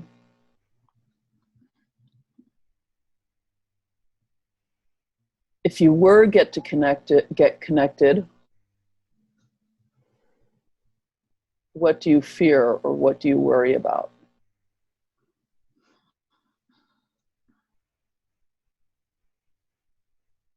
Or is there some rule that gets broken, or what's the feeling? The feeling or the rule is I'm a bad person. To connect with money? Yeah, or to want it, or to. Mm-hmm.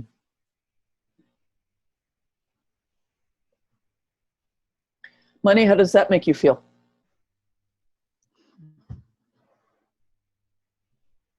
Well,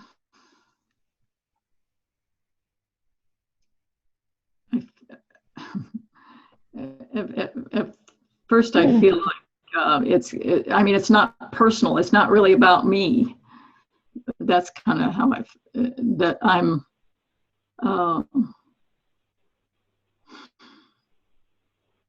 yeah, a little off the hook.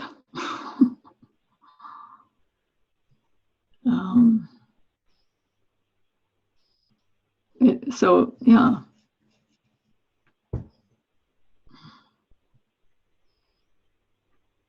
I'm just kind of waiting.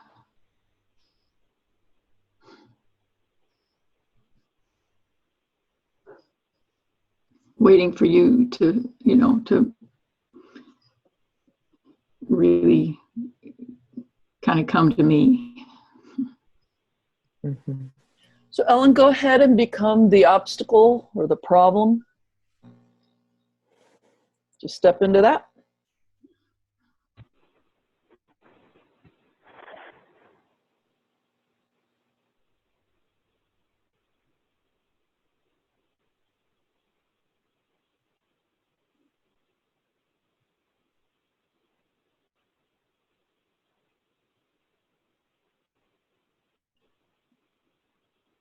And invite everyone as they step into roles to check in with the other representatives too. Remember, you're in a system, just see what they look like.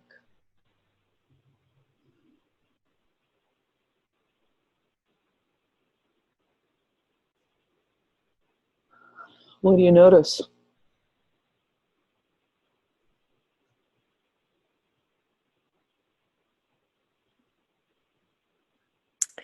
I noticed that I like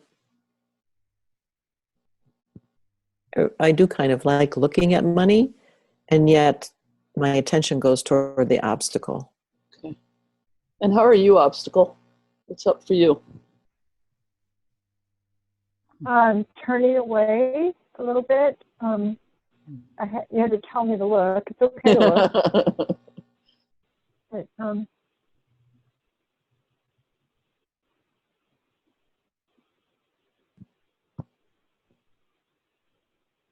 So if I had asked you to look, you wouldn't be looking at either of them at all? Yeah. no, and in fact, I kind of want to go over there somewhere. I'm not very interested in this. But I get the feeling that she's interested in me Hmm. now that I'm noticing. I get the feeling that I don't know who she is. It's funny. It's like, yeah, but yeah, I don't need to resolve anything. I think I'll just go over here. And Money, your experience Oh. of the new, oh, I'm sorry. I just realized she could throw money at me. Help She us. could do that. I could see her doing that. I can see.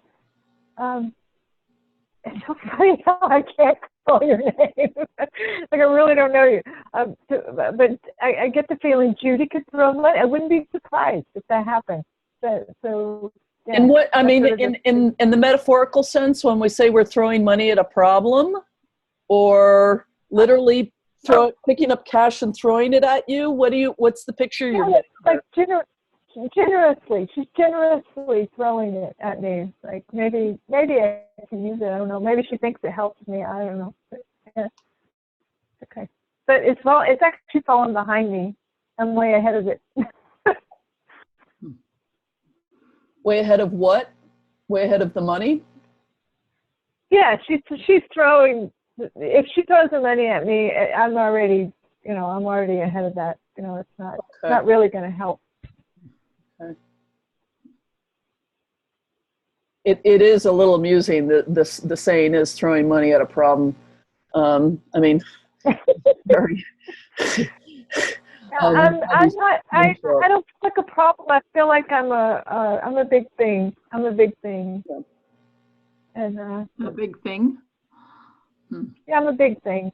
Yeah. Okay. And you're concerned with me, and you can throw money at me if you want, but it's not really going to change me.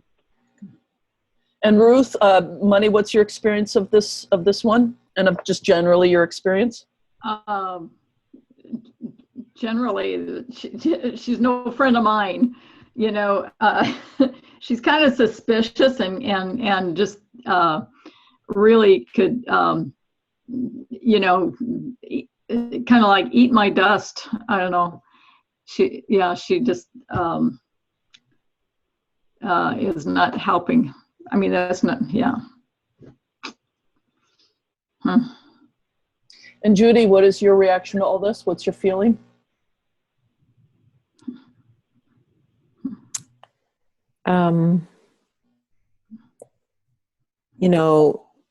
My attention is there at the obstacle. It doesn't mean I'd like the obstacle or find it attractive necessarily.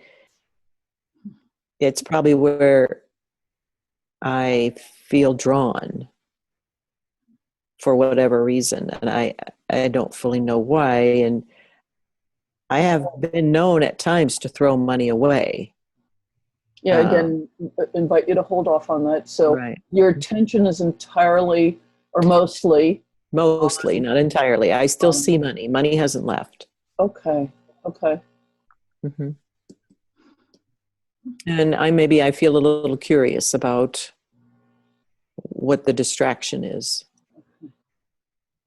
Can you just turn to Money and say, "Dear Money, that one's got my attention"? Mostly. You can say mostly if you want. Dear Money, that one, the obstacle, has most of my attention.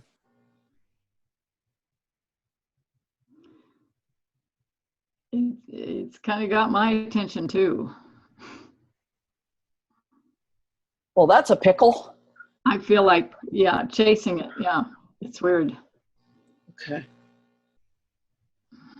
Like it's teasing. Okay, so this is an instance where I think I need to step in as a fourth representation. So I'm going to be the resource because I don't want to take out the obstacle for the resource at this point. So I'm just going to step into it.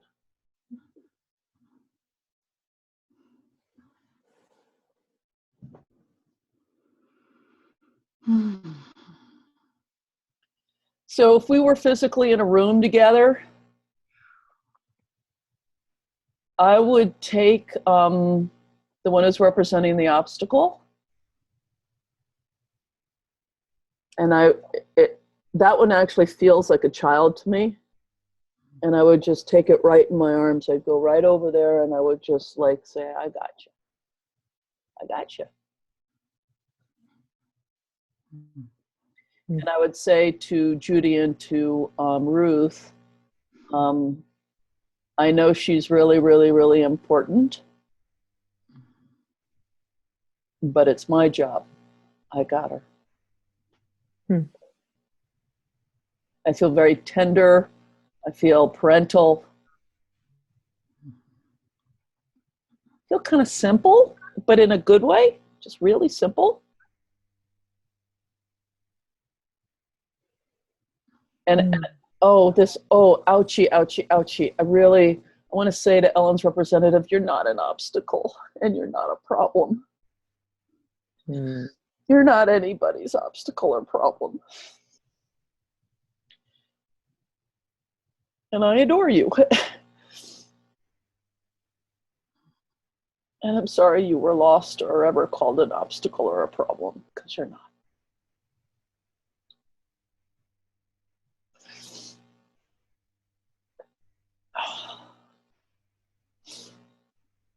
So anyone can chime in. What are you experiencing? I'm doing dual representing and facilitating a little bit. Just share what you're experiencing. I really changed posture when you brought in the resource, and maybe I'm not so big. Maybe I was holding that bigness up, and I'm glad to hear you say I'm not a problem because I don't feel like a problem. Yeah. And simple is really right. Yeah. And all of the, I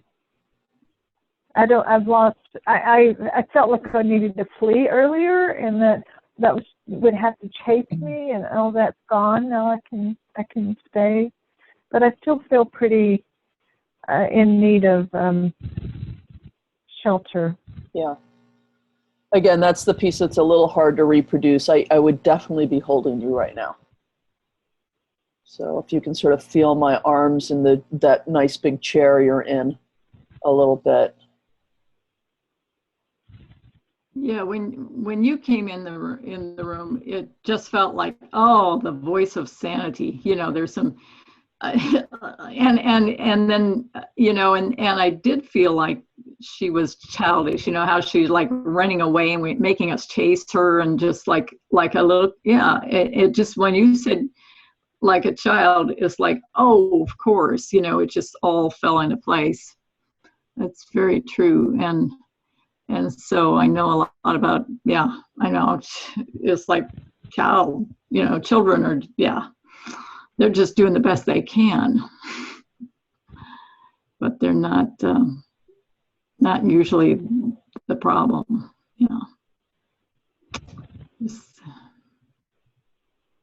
So that felt good too, yeah. And Judy, you just had a new representation. Sorry, I should have told you. Should have warned you someone came in the room. I'm sure I represented something in your system, Judy. Okay, so now I have to report what is happening. I was about to tell you that I was feeling maybe that I had passed, that I was dead, and then someone came and woke the bed. So really, I need you to say that. Thank you.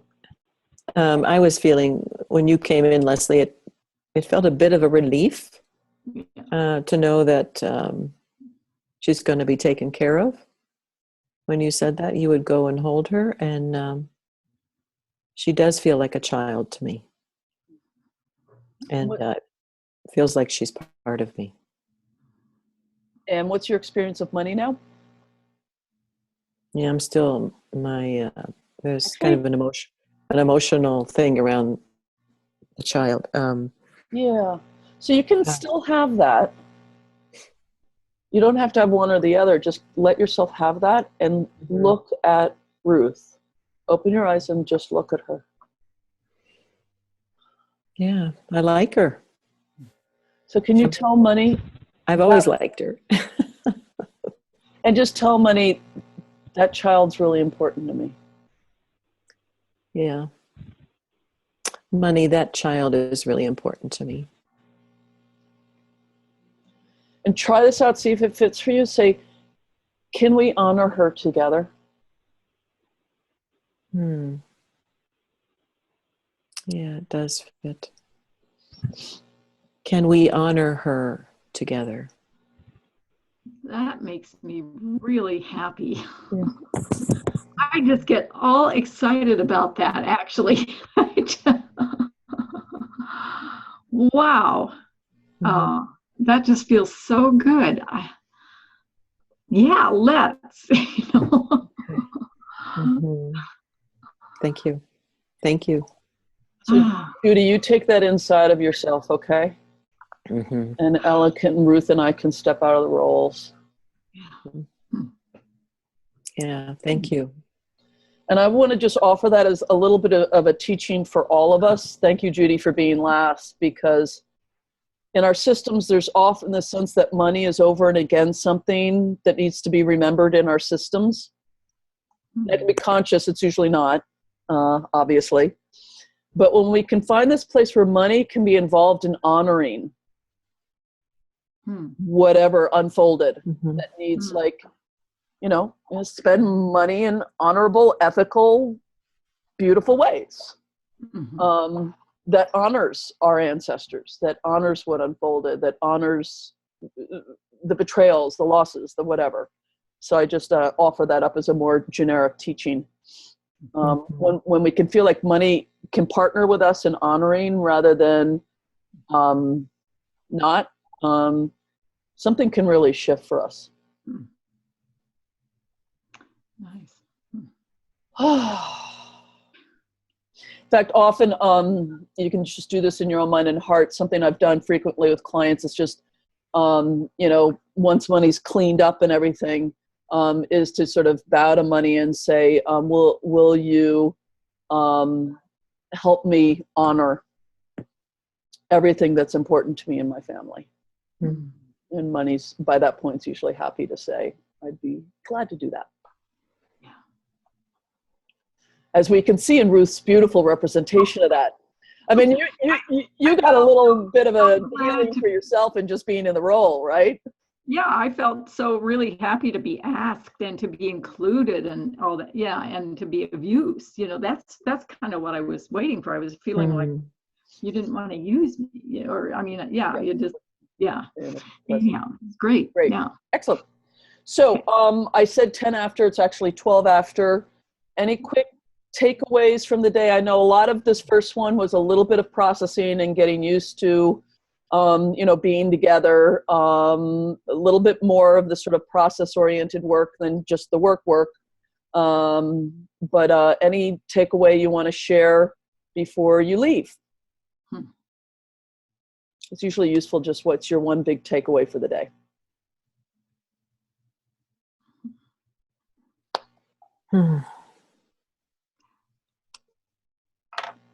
Well, I'll speak up first. I just thought it was really, really fantastic. I thought it was. I got a lot out of it, and very healing, and on some really important issues. I love that you had us pick, our priorities and everything. I feel like that's just that was really sweet. And so that it's will make it's great that we're all kind of on the same page or similar pages. And then, yeah.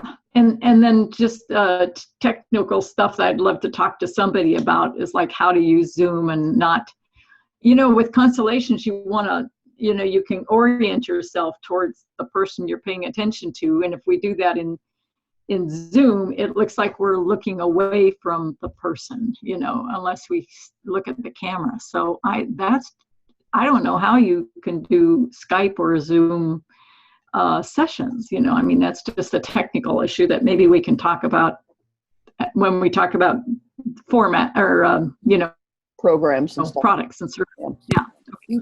So, Well, you don't have that problem with Second Life because you're using a Avatar, character, yeah. and you can turn the character, right? The avatar, you can turn him as you want, right?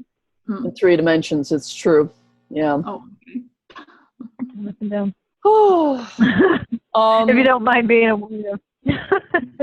I just second what Ruth has said. I got a lot out of this, and I appreciate you, asking us about our preferences and, not. I also have to admit that on May 17th, I'm going to be on an airplane coming back to Georgia. And I'm feeling like, oh, can we move this session? And because I really miss Adina being here, even though I don't even know her. Like, I feel like we need to be a solid group for this few sessions that we have. And I knew that when I signed up, so I just put it on the table. I don't know what to do about it. I have to go. It's my father's memorial service. So. oh, gosh, Ellen. Wow. Okay. Yeah. Yes, I would call that on an average day pretty important. Yeah. Yeah. You bet. So sorry for you about that.